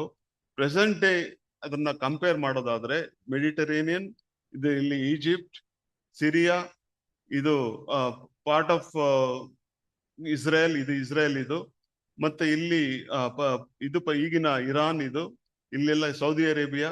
ಸೊ ಈ ಇಷ್ಟು ಪ್ರದೇಶಗಳು, ಇದು ಇಂಡಿಯಾ. ಇಲ್ಲಿವರೆಗೆ ಈ ಮೀದೋ ಪರ್ಷಿಯಾ ರಾಜ್ಯ ಕ್ರಿಸ್ತ ಪೂರ್ವ 4ನೇ ಶತಮಾನದಲ್ಲಿ ಇದ್ದಂತ ಒಂದು ಮ್ಯಾಪ್. ಸೊ ಇದು ಡೇನಿಯಲ್ ನಾನು ಹೇಳಿದ ಹಾಗೆ ಸೈರಸ್ ದ ಗ್ರೇಟ್ ಅವರ ಒಂದು ಕಮಾಂಡರ್ ಡೇರಿಯಸ್ ನ ಏನ್ ಮಾಡ್ತಾರೆ, ಕಳಿಸಿ ಆ ಬ್ಯಾಬಿಲೋನ್ ನ ಆಕ್ಯುಪೈ ಮಾಡೋದನ್ನ ನಾವು ಚರಿತ್ರೆಯಲ್ಲಿ ನೋಡ್ತೀವಿ. ಅವನೇ ಈ 120 ಸಂಸ್ಥಾನಗಳನ್ನ ಎಸ್ಟಾಬ್ಲಿಷ್ ಮಾಡಿ, ತನ್ನ ಚಕ್ರಾಧಿಪತಿ ಅಷ್ಟು ದೊಡ್ಡದಾಗಿತ್ತು, ಆ 120 ಸಂಸ್ಥಾನಗಳಿಗೆ ಗವರ್ನರ್ಸ್ ನ ಅಪಾಯಿಂಟ್ ಮಾಡ್ತಾನೆ. ಸೊ ಆ ಒಂದು ಪೀರಿಯಡ್ ಅಲ್ಲೂ ಸಹ Daniel one of the second only to the emperor, ಆ ಒಂದು ಪೊಸಿಷನ್ ಅಲ್ಲಿ ಇದ್ರು ಡ್ಯಾನಿಯಲ್. ದೇವರು ಆತರ ಅವರಿಗೆ ತನ್ನ ಪ್ರವಾದನೆ ಆದ್ರೂ ಸಹ ಅವರ ಒಂದು ಪೊಸಿಷನ್ ಆ ರೀತಿ ಇತ್ತು ಅಂತ ನಾವು ನೋಡ್ತೀವಿ ಡ್ಯಾನಿಯಲ್ನ ಚರಿತ್ರೆನಲ್ಲಿ. ಸೊ ಸೈರಸ್ ಅವರ ಬಗ್ಗೆ ಅನೇಕ, ಅವರಿಗೆ ಒಂದು ಯಾವ ರೀತಿ ತಂದೆಯಾದ ದೇವರು ಅವನ್ನ ಉಪಯೋಗ ಮಾಡ್ಕೊಂಡ್ರು ಅನ್ಬೇಕಾದ್ರೆ ಸೈರಸ್ನ ಯೇಸು ಕ್ರಿಸ್ತನಿಗೂ ಸಹ ಅವ್ರನ್ನ ಹೋಲಿಕೆ ಮಾಡಿ ಮುಂದೆ ಆಗುವಂತ ಕೆಲವು ಘಟನೆಗಳಿಗೆ, ಯೇಸು ಕ್ರಿಸ್ತನು ಮಾಡುವಂತ ರಕ್ಷಣಾ ಕಾರ್ಯಕ್ಕೆ ಆಗ ನಡೆದಂತ ಕೆಲವು ಕಾರ್ಯಗಳು ಒಂದು ರೀತಿಯಲ್ಲಿ ಛಾಯೆ ಆಗಿದ್ರೆ ಅನ್ನೋದನ್ನ ಸಹ ನಾವು ನೋಡ್ತೀವಿ. ಐಸಾಯ 44ನೇ ಅಧ್ಯಾಯ 28ನೇ ವಚನ, ದೇವರು ಅವ್ರ ಬಗ್ಗೆ ಯಾವ ರೀತಿ ಮಾತಾಡ್ತಾರೆ ಅನ್ನೋದನ್ನ ನಾವು ನೋಡ್ತೀವಿ. ಕೋರೇಶನ ವಿಷಯವಾಗಿ ಅವನು ನನ್ನ ಮುಂದೆ ಕಾಯುವನು, ಯೆರೂಸಲೇಮು ಮಂದೆಯನ್ನು ಕಾಯುವವನು, shepherd, he is my shepherd ಅಂತ ಹೇಳ್ತಾರೆ ಸೈರಸ್ ವಿಷಯದಲ್ಲಿ. ಓದಿ. ಕಟ್ಟಲ್ಪಡಲಿ, ದೇವಸ್ಥಾನದ ಅಸ್ತಿವಾರವು ಹಾಕಲ್ಪಡಲಿ ಎಂದು ಹೇಳಿ ನನ್ನ ಇಷ್ಟಾರ್ಥವನ್ನೆಲ್ಲ ನೆರವೇರಿಸತಕ್ಕವನು ಎಂಬುದಾಗಿ ಮಾತಾಡುವವನಾಗಿದ್ದೇನೆ. ಮುಂದೆ 45ನೇ ಅಧ್ಯಾಯ 1ನೇ ವಚನ, ಯೆಹೋವನು ಯಾವನ ಕೈ ಹಿಡಿದು ಯಾವನ ಎದುರಿಗೆ ಜನಾಂಗಗಳನ್ನು ತುಳಿದು ರಾಜರ ನಡುಕಟ್ಟನ್ನು ಬಿಚ್ಚಿ ಯಾವನ ಮುಂದೆ ಹೆಬ್ಬಾಗಿಲುಗಳನ್ನು ತೆರೆದು ಮುಚ್ಚಲಿಸೋಣ, ತಾನು ಅಭಿಷೇಕಿಸಿದ ಆ ಕೋರೇಶನಿಗೆ ಹೀಗೆನ್ನುತ್ತಾನೆ. ಅಭಿಷೇಕಿಸಿದ ಕೋರೇಶನು ಅಂದ್ರೆ ಯಾವ ಒಂದು, ನಾ ಆಗ್ಲೇ ಮೊದಲನೇ ಹೇಳ್ದಾಗೆ ದೇವರು ಬೇರೆ ಬೇರೆ ರಾಜ್ಯಗಳನ್ನ, ಬೇರೆ ರಾಜರುಗಳನ್ನ, ಬೇರೆ ವ್ಯಕ್ತಿಗಳನ್ನ, ಅನ್ಯ ಜನಾಂಗದವ್ರನ್ನ ಉಪಯೋಗ ಮಾಡಿ ತನ್ನ ಯೋಜನೆಯಲ್ಲಿ ನಡೆಸುವ ಹಾಗೆ ಅವರ ಒಂದು ಕಾರ್ಯ ನಾವು ನೋಡ್ತೀವಿ. ಮತ್ತೆ ಅವರ ಈ ಅನ್ಯ ಜನಾಂಗದವರು ಯಾವ ರೀತಿ ಇಸ್ರಾಯೇಲಿನ ಜೊತೆ ಇರುವಂತ ಒಂದು ಸಂಬಂಧವನ್ನ ಸಹ ಇಲ್ಲಿ ನೋಡ್ತಾ ಇದ್ದೀವಿ. ಸೊ ಇಲ್ಲಿ ಸೈರಸ್ ವಿಷಯದಲ್ಲಿ ಹೇಳ್ತಾರೆ, thus saith the Lord who is anointed, ಅಂದ್ರೆ ದೇವರು ಅಭಿಷೇಕಿಸಿದವನು, Cyrus whose right hand I have holden, ಆತನ ಬಲಗೈಯನ್ನ ನಾನು ಇಟ್ಕೊಂಡಿದ್ದೀನಿ, to subdue nations, ಬೇರೆ ರಾಜ್ಯಗಳನ್ನ, ಬೇರೆ ದೇಶದವ್ರನ್ನ ಅವನೇನ್ ಮಾಡ್ತಾನೆ, ಸಬ್ಡ್ಯೂ ಮಾಡ್ತಾರೆ ಅನ್ನುವಂತ ವಿಷಯ, ಇನ್ಕ್ಲೂಡಿಂಗ್ ಇಸ್ರೇಲ್. ಬಟ್ ಇಲ್ಲಿ ಸೈರಸ್ ಬೇರೆ ಒಂದು ರೀತಿ ಇಸ್ರೇಲ್ಗೆ ಅವರ ಪರವಾಗಿ ಮಾಡುವಂತ ಕೆಲವು ಕಾರ್ಯಗಳು. ಅಂದ್ರೆ ಸೈರಸ್ ಯಾರು? ಮೇದೋ ಪರ್ಷಿಯಾದ ರಾಜ, ಅಂದ್ರೆ ಪ್ರೆಸೆಂಟ್ ಡೇ ಇರಾನ್. ಅವನ ಒಂದು ರಾಜ ಮುಂದೆ ಯೆರೂಸಲೇಮನ್ನ ಮತ್ತೆ ಆ, ಯೆರೂಸಲೇಮ್ ಊರನ್ನ ಮತ್ತೆ ದೇವಾಲಯವನ್ನ ಕಟ್ಟುವುದಕ್ಕೆ ದೇವರು ಅವರನ್ನ ಉಪಯೋಗ ಮಾಡ್ಕೊಳ್ಳೋದನ್ನ ಇಲ್ಲಿ ನಾವು ನೋಡ್ತಾ ಇದ್ವಿ. ಸೊ ಇಲ್ಲಿ ಆ ಸೈರಸ್ ಒಂದು ಡಿಕ್ರಿ ಮಾಡ್ತಾರೆ, ನೀವೇನ್ ಮಾಡ್ಬೇಕು ಈಗ ಹೋಗಿ ಆ ಯೆರೂಸಲೇಮನ್ನ ನೀವು ಪೌಳಿ ಗೋಡೆಗಳನ್ನ ಅದ್ರ ಜೊತೆನಲ್ಲಿ ದೇವಾಲಯವನ್ನು ಸಹ ನೀವು ಉದ್ಧಾರ ಮಾಡ್ಬೇಕು, ಅದನ್ನ ಮತ್ತೆ ಕಟ್ಟಬೇಕು ಅನ್ನುವಂತ ಒಂದು ಡಿಕ್ರಿನ ಪಾಸ್ ಮಾಡ್ತಾರೆ. ಇದು ಡಿಕ್ರಿ ಈ ಡಿಕ್ರಿ ಸಿಕ್ಕಿದೆ, ಇದು ಆರ್ಕಿಯಾಲಜಿಸ್ಟ್ ಅದನ್ನ ತೆಗೆದಿದ್ದಾರೆ ಇರಾನ್ ನಲ್ಲಿ. ಅವ್ರು ಎಸ್ಕವೇಟ್ ಮಾಡುವಾಗ ಆ ಸೈರಸ್ ಮಾಡದಂತ ಡಿಕ್ರಿ ಅನ್ಬೇಕಾದ್ರೆ ಅವನ ಬರವಣಿಗೆನಲ್ಲಿ ಈ ಮುಂದೆ ಯೆರೂಸಲೇಮನ್ನ ವಾಪಸ್ ಕಟ್ಟಬೇಕು, ದೇವಾಲಯ ಉದ್ಧಾರ ಮಾಡ್ಬೇಕು ಅನ್ನುವಂತ ಒಂದು ಡಿಕ್ರಿನ ಒಂದು ಆರ್ಡರ್ನ ಮಾಡ್ತಾರೆ. ಆ ಆರ್ಡರ್ದು ಇವ್ರಿಗೆ ಸಿಕ್ಕಿದೆ ಈಗ. ಇದನ್ನ ಇನ್ನೂ ಪ್ರಿಸರ್ವ್ ಮಾಡಿದ್ದಾರೆ ಈಗ. ಸೊ ಇದು ಸೈರಸ್ ದ ಗ್ರೇಟ್ ಅವರ ಒಂದು ಮಸೌಲಿಯಂ ಮತ್ತು ಅವನಿಗೊಂದು ಕಟ್ಟಿದಂತ ಸಮಾಧಿ ಈ ಒಂದು ಪ್ಲೇಸ್ ನಲ್ಲಿ ಇದೆ ಇರಾನ್ ನಲ್ಲಿ. ಈಗ ಹೋದ್ರೆ ಮದರೋ ಸೊಲೆಮಾನ್ ಇರಾನ್ ನಲ್ಲಿ ಅವನಿಗೆ ಕಟ್ಟಿರುವಂತ ಒಂದು ಸಮಾಧಿ ಇದು ಅವರಿಗೆ. ಅದರ ವಿಷಯದಲ್ಲಿ ನಾವು ಎಜ್ರಾದಲ್ಲಿ ನಾವು ನೋಡ್ತೀವಿ. ಎಜ್ರಾ 1ನೇ ಅಧ್ಯಾಯ 1ರಿಂದ 5ನೇ ವಚನ. ಪಾರಸಿಯ ಅರಸನಾದ ಕೋರೆಷನ ಮೊದಲನೆಯ ವರ್ಷದಲ್ಲಿ ಯೆಹೋವನು ತಾನು ಯೆರೆಮೀಯನ ಮುಖಾಂತರ ಹೇಳಿಸಿದ ವಾಕ್ಯವನ್ನು ನೆರವೇರಿಸುವುದಕ್ಕಾಗಿ ಆ ಪಾರಸಿಯ ರಾಜನಾದ ಕೋರೆಷನ ಮನಸ್ಸನ್ನು ಪ್ರೇರಿಸಿದರಿಂದ ಅವನು ತನ್ನ ರಾಜ್ಯದಲ್ಲೆಲ್ಲ ಡಂಗೂರದಿಂದಲೂ ಪತ್ರಗಳಿಂದಲೂ ಪಾರಸಿಯ ರಾಜನಾದ ಕೋರೆಷನೆಂಬ ನನ್ನ ಮಾತನ್ನು ಕೇಳಿರಿ. ಪರಲೋಕ ದೇವರಾದ ಯೆಹೋವನು ನನಗೆ ಭೂಲೋಕದ ಎಲ್ಲಾ ರಾಜ್ಯಗಳನ್ನು ಕೊಟ್ಟು ತನಗೋಸ್ಕರ ಯೆಹೂದ ದೇಶದ ಯೆರೂಸಲೇಮಿನಲ್ಲಿ ಆಲಯವನ್ನು ಕಟ್ಟಿಸಬೇಕು ಎಂದು ಆಜ್ಞಾಪಿಸಿದ್ದಾನೆ. ನಿಮ್ಮಲ್ಲಿ ಯಾರು ಆತನ ಪ್ರಜೆಗಳಾಗಿರುತ್ತಾರೋ ಅವರು ಯೆಹೂದ ದೇಶದ ಯೆರೂಸಲೇಮಿಗೆ ಹೋಗಿ ಅಲ್ಲಿ ವಾಸಿಸುತ್ತಿರುವ ಇಸ್ರಾಯೇಲ್ ದೇವರಾದ ಯೆಹೋವನಿಗೋಸ್ಕರ ಆಲಯವನ್ನು ಕಟ್ಟಲಿ. ಅವರ ದೇವರು ಅವರ ಸಂಗಡ ಇರಲಿ. 5ನೇ ವಚನದವರೆಗೆ. ಸೆರೆಯವರಲ್ಲಿ ಉಳಿದವರು ಯಾವ ಊರುಗಳಲ್ಲಿ ಪ್ರವಾಸಿಗಳಾಗಿರುತ್ತಾರೋ ಆ ಊರುಗಳವರು ಯೆರೂಸಲೇಮಿನ ದೇವಾಲಯಕ್ಕೋಸ್ಕರ ಕಾಣಿಕೆಗಳನ್ನಲ್ಲದೆ ಬೆಳ್ಳಿ ಬಂಗಾರ ಸರಕು ಪಶು ಇವುಗಳನ್ನು ಕೊಟ್ಟು ಅವರಿಗೆ ಸಹಾಯ ಮಾಡಲಿ ಎಂದು ಪ್ರಕಟಿಸಿದನು.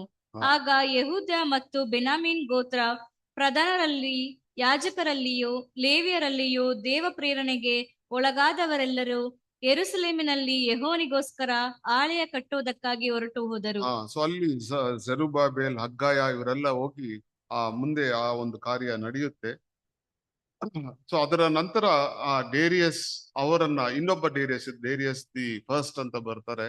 ಇವರು ಕಾಲದಲ್ಲಿ ಆ ಸೈರಸ್ ಅವರು ಒಂದು ಆರ್ಡರ್ ಮಾಡಿದ್ರು, ಬಟ್ ಅದು ನಡೆದಿದ್ದು ಸ್ವಲ್ಪ ವರ್ಷಗಳ ನಂತರ. ಅದೇ ಎಜ್ರಾದಲ್ಲಿ ನಾವು ನೋಡ್ತೀವಿ 6ನೇ ಅಧ್ಯಾಯ 1ರಿಂದ 5ನೇ ವಚನ. ಅರಸನಾದ ದಾರ್ಯಾವೇಶನ ಆಜ್ಞಾನುಸಾರವಾಗಿ ಗ್ರಂಥ ಸಂಗ್ರಹವಾಗಿದ್ದ ಬಾಬೆಲಿನ ಭಂಡಾರದಲ್ಲಿ ಹುಡುಕಿ ನೋಡಿದಾಗ ಮೇದ್ಯ ಸಂಸ್ಥಾನದಲ್ಲಿರುವ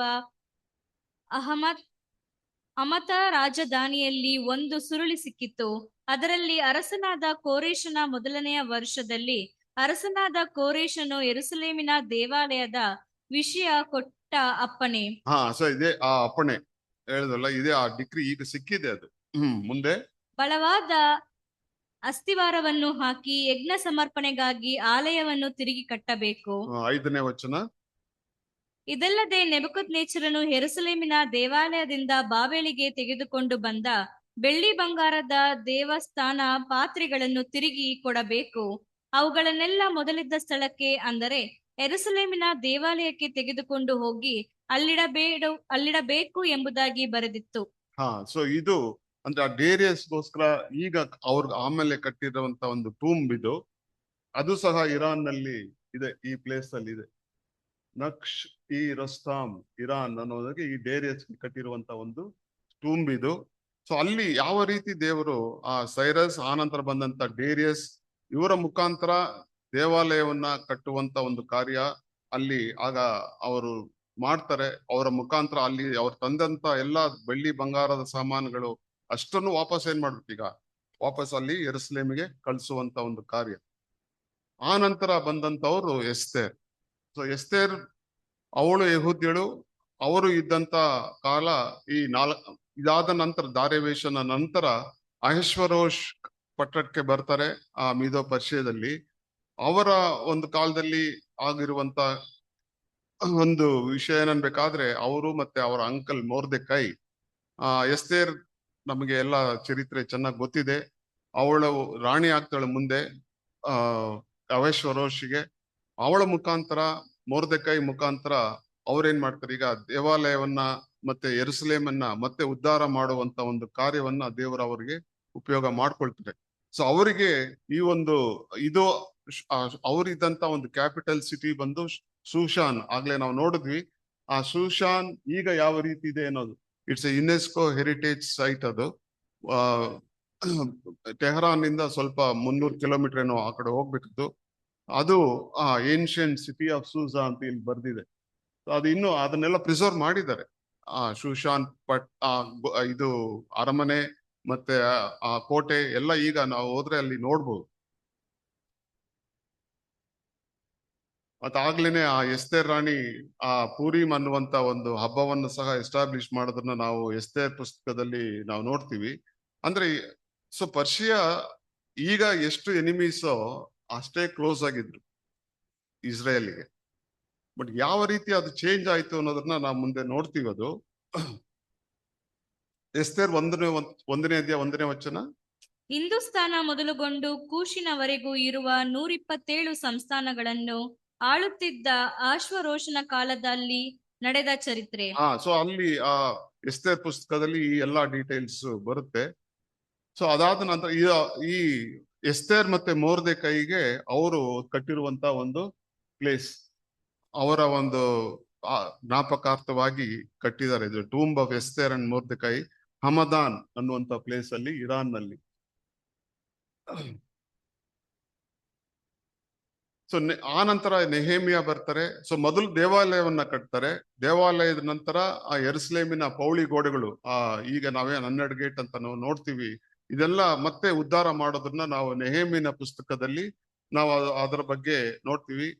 ಅದು ಈ ರೀತಿ ಅದನ್ನ ಪಿಕ್ಚರೈಸ್ ಮಾಡಿದ್ದಾರೆ. ಸುಮಾರು 52 ದಿನದಲ್ಲಿ ಈ ಗೋಡೆಗಳನ್ನೆಲ್ಲ ಕಟ್ಟಿದ್ದಾರೆ ಅಂತ ಹೇಳಿ ನೆಹೇಮಿಯ ಪುಸ್ತಕದಲ್ಲಿ ನಾವು ಅದನ್ನ ಬಗ್ಗೆ ಓದ್ತೀವಿ. ಅಂದ್ರೆ ಇದು ಅರ್ಥಾಜರ್ಸಸ್ ಅವರ ಪೀರಿಯಡ್ ಅಲ್ಲಿ ಆದಂತ ಒಂದು ಕಾರ್ಯ. ನೆಹೇಮಿಯ ಸಹ ಒಂದು ಒಳ್ಳೆ ಉನ್ನತ ಸ್ಥಾನದಲ್ಲಿ ಅವರ ರಾಜನ ಜೊತೆ ಇರ್ತಾರೆ.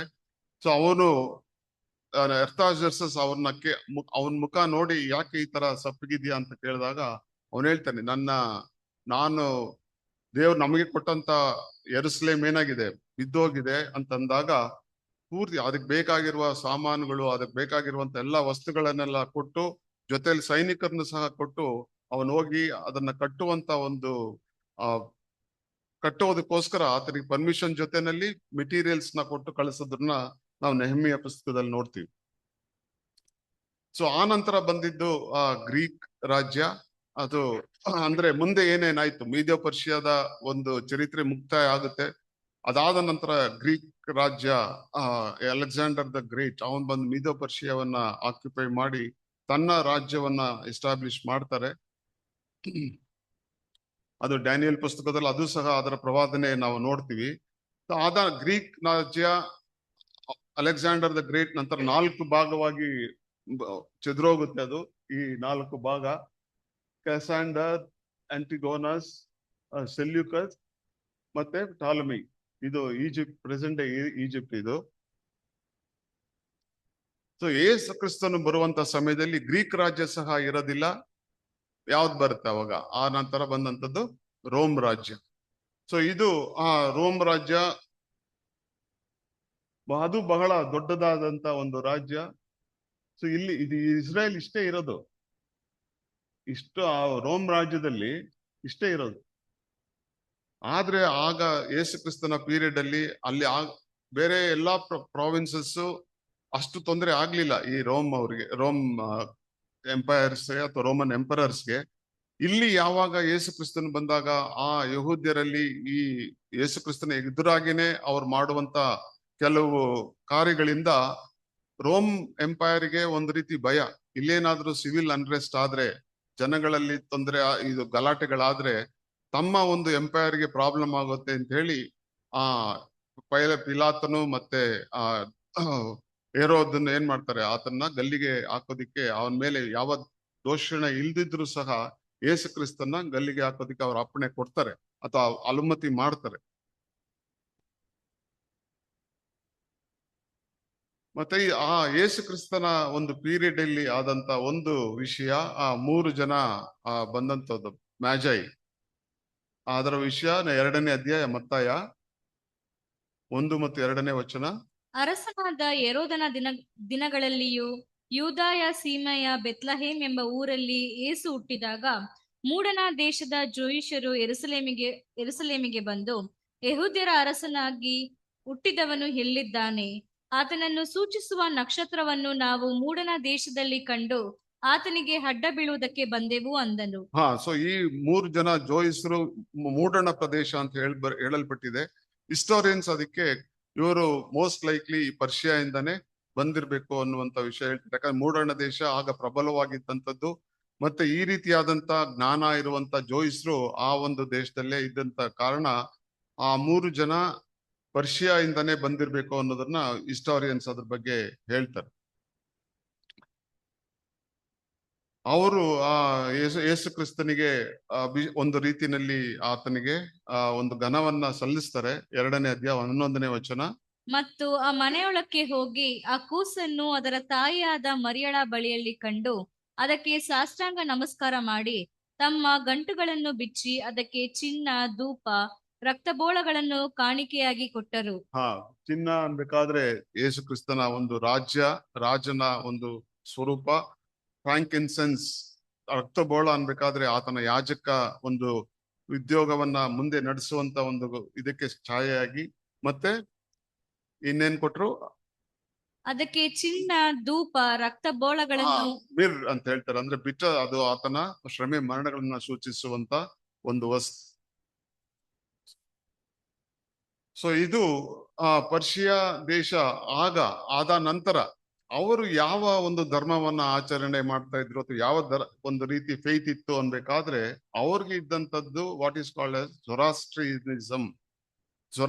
ಅವರ ಒಂದು ದೇವರ ಹೆಸರು ಜೊರಾಸ್ಟರ್ ಅಂತ, ಪ್ರವಾದಿಯ ಹೆಸರು. ಅವರು ಒಂದು ರೀತಿಯ ಫೈರ್ ಬೆಂಕಿನ ವರ್ಷಿಪ್ ಮಾಡುವಂತವ್ರು ಈ ಪರ್ಷಿಯನ್ಸ್. ಸೊ ಅವರಿಗೆ ಬಂದಂತ ಪ್ರವಾದಿ ಜೊರಾಸ್ಟರ್. ಅವರ ಒಂದು ದೇವಾಲಯ ಯಾವ ರೀತಿ ಇತ್ತು ಇದೆಲ್ಲ ಈಗಲೂ ಇದೆ. ಇದು ಜೊರಾಸ್ ಅಂದ್ರೆ ಅವರು ಮಾಡುವಂತ ಅಹುರಾ ಮಸ್ಡಾ ಅಂತ ಹೇಳ್ತಾರೆ, ದ ವೈಸ್ ಲಾರ್ಡ್. ಅದಕ್ಕೆ ಅರ್ಥ ಅಂದ್ರೆ ಅವರ ಒಂದು ಧರ್ಮ ಬಹಳ ವಿಚಿತ್ರವಾಗಿದೆ, ಬಹಳ ಡಿಫರೆಂಟ್ ಆಗಿದೆ. ಸೊ ಅವರು ಈ ರೀತಿಯಾದಂತ ಒಂದು ಧರ್ಮವನ್ನ ಪಾಲನೆ ಮಾಡುವಂತವ್ರು.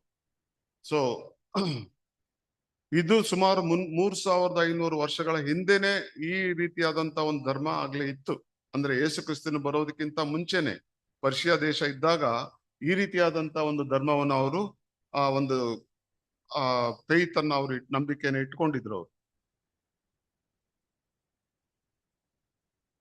ಮತ್ತೆ ಹಾಗಾದ್ರೆ ಇಸ್ಲಾಂ ಅನ್ನೋದು ಯಾವ ರೀತಿ ಪರ್ಷಿಯಾಗೆ ಬಂತು ಅಂತ ನಾವು ನೋಡ್ಬೇಕಾದ್ರೆ, ಇಸ್ಲಾಂ ಬಂದಿದ್ದೆ 7ನೇ ಶತಮಾನದಲ್ಲಿ.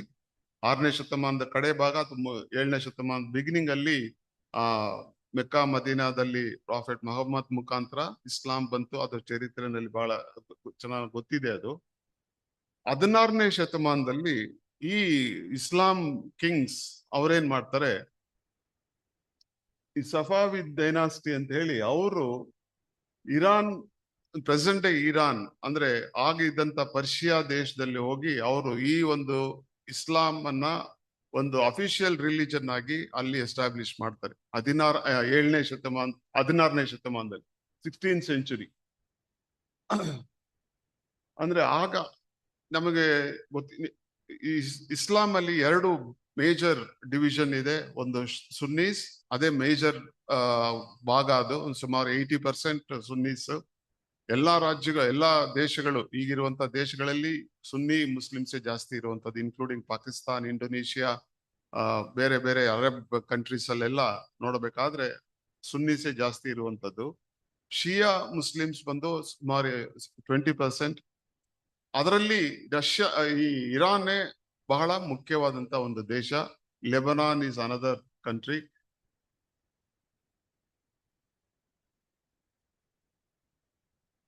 ಸೊ ಇವರು ಈ ಇಸ್ಲಾಂ ಅನ್ನ ಬಹಳಷ್ಟು ತಡಿಲಿಕ್ಕೆ ಟ್ರೈ ಮಾಡ್ತಾರೆ, ಇಸ್ಲಾಂ ಬರಬಾರ್ದು ಪರ್ಷಿಯಾದಲ್ಲಿ ಅಂತ ಹೇಳಿ. ಆದ್ರೆ ಅವ್ರಿಗೆ ಆಗೋದಿಲ್ಲ. ಒಂದಲ್ಲ ಒಂದು ರೀತಿ ಇಸ್ಲಾಂ ಅನ್ನೋದೇನಾಯ್ತು ಈಗ ಪರ್ಷಿಯಾಗೆ ಬಂತು. ಅವರ ಒಂದು ಧರ್ಮವನ್ನ ಚೇಂಜ್ ಮಾಡಿ ಇಸ್ಲಾಂ ಅವ್ರ ಮೇಲೆ ಅಧಿಕಾರ ಮಾಡುವಂತ ಒಂದು ಅಸಿಮಿಲೇಷನ್ ಅಂತ ಹೇಳ್ತಾರೆ. ಅವರ ಗ್ರಾಜುಯಲ್ ಆಗಿ ಏನಾಯ್ತು, ಅವರ ಒಂದು ಧರ್ಮ ಕೆಳಗಡೆ ಹೋಯ್ತು. ಈ ಇಸ್ಲಾಂ ಅನ್ನೋದು ಕ್ರಮೇಣ ಜಾಸ್ತಿ ಹಬ್ಬಿತಾ ಬಂದಿರೋದನ್ನ ನಾವು ನೋಡ್ತೀವಿ. ಆ ಕಾರಣದಿಂದಾನೇ ಅನೇಕ ಆಗಿನ ಪರ್ಷಿಯನ್ಸ್ ಏನ್ ಮಾಡಿದ್ರು, ಅವರ ದೇಶವನ್ನ ಬಿಟ್ಟು ಬೇರೆ ದೇಶಗಳಿಗೆ ಬಂದ್ರು, ಇನ್ಕ್ಲೂಡಿಂಗ್ ಇಂಡಿಯಾ. ಸೊ ಈ ಪರ್ಷಿಯನ್ ಎಂಪೈರ್ ಎಲ್ಲಿವರೆಗೆ ಇತ್ತು, ಅವರ ಒಂದು ಹೆಸರು ಪರ್ಷಿಯಾ ಅಂತ ಹೇಳಿ 20ನೇ ಶತಮಾನದವರೆಗೂ ಅವ್ರಿಗೆ ಅದು ಪರ್ಷಿಯಾ ಅಂತಾನೆ ಹೆಸರಿದ್ದು. 1935 ನಲ್ಲಿ ಅಫಿಷಿಯಲ್ ಆಗಿ ಅದನ್ನ ಇರಾನ್ ಅಂತ ಚೇಂಜ್ ಮಾಡ್ತಾರೆ. ಆಗಿನ ಇದ್ದಂತ ಒಂದು ಡೈನಾಸ್ಟಿ ಬಂದು ಶಾ ಆಫ್ ಇರಾನ್. ಸೊ ಈ ಇರಾನಿಯನ್ ಕಿಂಗ್ ರೇಜಾ ಶಾ ಪಲ್ಹವಿ ಇವರೆಲ್ಲ ಅಮೆರಿಕ ಬಹಳ ಸಪೋರ್ಟ್ ಮಾಡಿದ್ರು ಇವರಿಗೆ, ಈ ಶಾ ಆಫ್ ಇರಾನ್. ಸೊ ಇವರು ಅಮೆರಿಕನ್ ಸಪೋರ್ಟ್ ಇರೋದ್ರಿಂದ ಬಹಳ, ಬಟ್ ಶಾ ಆಫ್ ಇರಾನ್ ಅವರು ಒಂಥರ ಬಹಳ ಅವರ ರಾಜ್ಯ, ಅವನಿಗೆ ಅಗೇನ್ಸ್ಟ್ ಆಗಿ ಕೆಲವರು ಇದ್ರು ಇರಾನ್ ನಲ್ಲೇನೆ. ಸೊ ಅವರಿಗೆ 1979 ನಲ್ಲಿ ಆ ಇರಾನಿಯನ್ ರೆವಲ್ಯೂಷನ್ ಆಯ್ತು. ಅಂದ್ರೆ ಈ ಶಾ ಆಫ್ ಇರಾನ್ ನ ಅವಾಗ ಕೊಂದಾಕಿ ಅವ್ರೇನ್ ಮಾಡ್ತಾರೆ, ಇಸ್ಲಾಮಿಕ್ ಒಂದು ಕಂಟ್ರಿ ಆಗಿ ಕನ್ವರ್ಟ್ ಆಯ್ತು 1979. ಅಲ್ಲಿವರೆಗೆ ಇಟ್ ವಾಸ್ ಪರ್ಷಿಯಾ. ಅವರು ಇಸ್ಲಾಂ ಇದ್ರು ಸಹ ಆ ಅಮೆರಿಕ ಅವ್ರ ಜೊತೆನಲ್ಲಿದ್ರು. ಅವ್ರಿಗೆ ಸಹ ಎಲ್ಲಾ ರೀತಿ, ಯಾಕಂದ್ರೆ ಅಲ್ಲಿ ಆಯಿಲ್ ಎಲ್ಲ ಡೆವಲಪ್ ಮಾಡ್ಬೇಕು, ಆಯಿಲ್ ಇಂಡಸ್ಟ್ರಿ ಡೆವಲಪ್ ಮಾಡ್ಬೇಕು, ಅಮೆರಿಕನ್ ಟೆಕ್ನಾಲಜಿ, ಅಮೆರಿಕನ್ ಕ್ಯಾಪಿಟಲ್ ಬೇಕೇ ಬೇಕಾಗಿತ್ತು ಅವ್ರಿಗೆ. ಸೊ ಬಹಳ ಕ್ಲೋಸ್ ಆಗಿದ್ರು ಅಲ್ಲಿವರೆಗೆ. 1979 ನಲ್ಲಿ ಈ ಎಲ್ಲ ಒಂದು ರೀತಿಯ ಚೇಂಜ್, ರೆವಲ್ಯೂಷನ್ ಆಗಿದ್ದು 1979 ನಲ್ಲಿ. ಸೊ ಅವಾಗ ಈ ಅಯತುಲ್ಲಾ ಖೊಮೇನಿ, ನಾಟ್ ಖಮೇನಿ, ಈಗ ಸತ್ರಲ್ಲ, ಇವತ್ ಸತ್ತಿದ್ದ ಆ ಖೊಮೇನಿ ಅಲ್ಲ, ಅವನ ಹೆಸರು ಖೊಮೇನಿ. ಈ ಖೊಮೇನಿ ಯಾರಪ್ಪ ಅಂದ್ರೆ ಬಹಳ ಇಂಟ್ರೆಸ್ಟಿಂಗ್. ಅವನು ಹುಟ್ಟಿದ್ದು ಉತ್ತರ ಪ್ರದೇಶ. ಅವರ ಫ್ಯಾಮಿಲಿ ಸೈಯದ್ ಅಹಮದ್ ಮುಸಾವಿ ಹಿಂದಿ ಅವನ ಹೆಸರು, ಅವನ ತಾತನ ಹೆಸರು. ಖೊಮೇನಿಯ ತಾತನ ಹೆಸರು ಸೈಯದ್ ಅಹಮದ್ ಮುಸಾವಿ ಹಿಂದಿ. ಯಾಕೆ ಅವನು ಹಿಂದಿ ಅಂತ ಇಟ್ಕೊಂಡ್ರು ಅನ್ಬೇಕಾದ್ರೆ, ಅವನು ಇರಾನ್ ಹೋಗಿ ಅಲ್ಲಿ ಸೆಟ್ಲ್ ಆದಾಗ ನನ್ನ ಇಂಡಿಯನ್ ಇದು ಹೋಗ್ಬಾರ್ದು ಅಂತ ಹೇಳಿ ಅವನ ಹೆಸರನ್ನೇ ಹಿಂದಿ ಅಂತ ಇಟ್ಕೊಂಡು, ಅವನು ಹುಟ್ಟಿದ್ದು ಕಿಂತೂರ್ ಅನ್ನುವ ಪ್ಲೇಸ್ ಅಲ್ಲಿ, UP, 1800 ಅಲ್ಲಿ. ಅವನ ಗ್ರ್ಯಾಂಡ್ ಸನ್ ಬಂದು ಈ ರಹೋಲ್ಲಾ ಖೊಮೇನಿ. ಅವನು ಈ 1979 ನಲ್ಲಿ ಇರಾನಿಯನ್ ರೆವಲ್ಯೂಷನ್ಗೆ ಮೇನ್ ಅವನೇ ಕಾರಣ. ಅವನ್ನೇನ್ ಮಾಡ್ತಾರೆ, ಈಗ ಸುಪ್ರೀಂ ಲೀಡರ್ ಆಗಿ ಅಪಾಯಿಂಟ್ ಮಾಡ್ತಾರೆ. So is above the president of Iran ಈ ಪ್ರೆಸೆಂಟ್ ಡೇ ಆಲ್ಸೋ. ಸೊ ಈ ರುಹಲ್ಲಾ ಖಮೇನಿ. ಸೊ ನಾನು ಆಗ್ಲೇ ಹೇಳಿದೆ, ಈ ಪಾರ್ಸೀಸ್ ಆಗ ಯಾವಾಗ ಇಸ್ಲಾಂ ಅಲ್ಲಿ ಜಾಸ್ತಿ ಆಯ್ತು, ಜೊರಾಸ್ಟ್ರಿಯನಿಸಂ ಅವರ ಧರ್ಮಕ್ಕೆ ಎದುರಾಗಿ ಇದ್ದಿದ್ರಿಂದ ಅನೇಕ ಪಾರ್ಸೀಸ್ ಏನ್ ಮಾಡಿದ್ರು, ಇಂಡಿಯಾಗ್ ಬಂದ್ರು. ಯಾವ ರೀತಿ ಯಹೂದ್ಯರು ಇಂಡಿಯಾಗ್ ಬಂದ್ರೋ ಅದೇ ರೀತಿ ಈ ಪಾರ್ಸೀಸ್ ಸಹ ಬಂದ್ರು. ಆ ಪಾರ್ಸೀಸ್ ಅಲ್ಲಿ ಈಗಿನ ನಾವ್ ಏನ್ ನೋಡ್ತೀವಿ, ಟಾಟಾಸ್, ಮತ್ತೆ ವಾಡಿಯಾಸ್, ಮತ್ತೆ ಹೋಮಿ ಬಾಬಾ, ನಮ್ಮ ನ್ಯೂಕ್ಲಿಯರ್ ಸ್ಪೇಸ್ ಸೈಂಟಿಸ್ಟ್, ಇವರೆಲ್ಲ ಇಂಡಿಯಾಗ್ ಬಂದು ಸೈನ್ಸ್ ಅಂಡ್ ಟೆಕ್ನಾಲಜಿ ಇಂಡಸ್ಟ್ರೀಸ್ ನೆಲ್ಲ ಎಸ್ಟಾಬ್ಲಿಷ್ ಮಾಡಿದ್ರು. ಲಾಸ್ಟ್ 200 years ಅಲ್ಲಿ ಅವ್ರು ಎಸ್ಟಾಬ್ಲಿಷ್ ಮಾಡಿದ್ರು. ಬ್ರಿಟಿಷ್ ಅವ್ರಿಗೆ ಸಪೋರ್ಟ್ ಮಾಡಿದ್ರು. So 18th and 19th centuries ನಲ್ಲಿ ಅನೇಕ, including Indian Institute of Science, ನಾವೇನೇ ಹೇಳ್ತೀವಿ ಈಗ ಟಾಟಾ ಇನ್ಸ್ಟಿಟ್ಯೂಟ್ ಅಂತ, ಈ ಟಾಟಾಸ್, ಈ ದಾದಾಬಾಯಿ ನವರೋಜಿ ಅವರು one of the founders of Tata empire 200 ವರ್ಷಗಳ ಹಿಂದೆ. ಇದು ಹೋಮಿ ಬಾಬಾ, space scientist of India.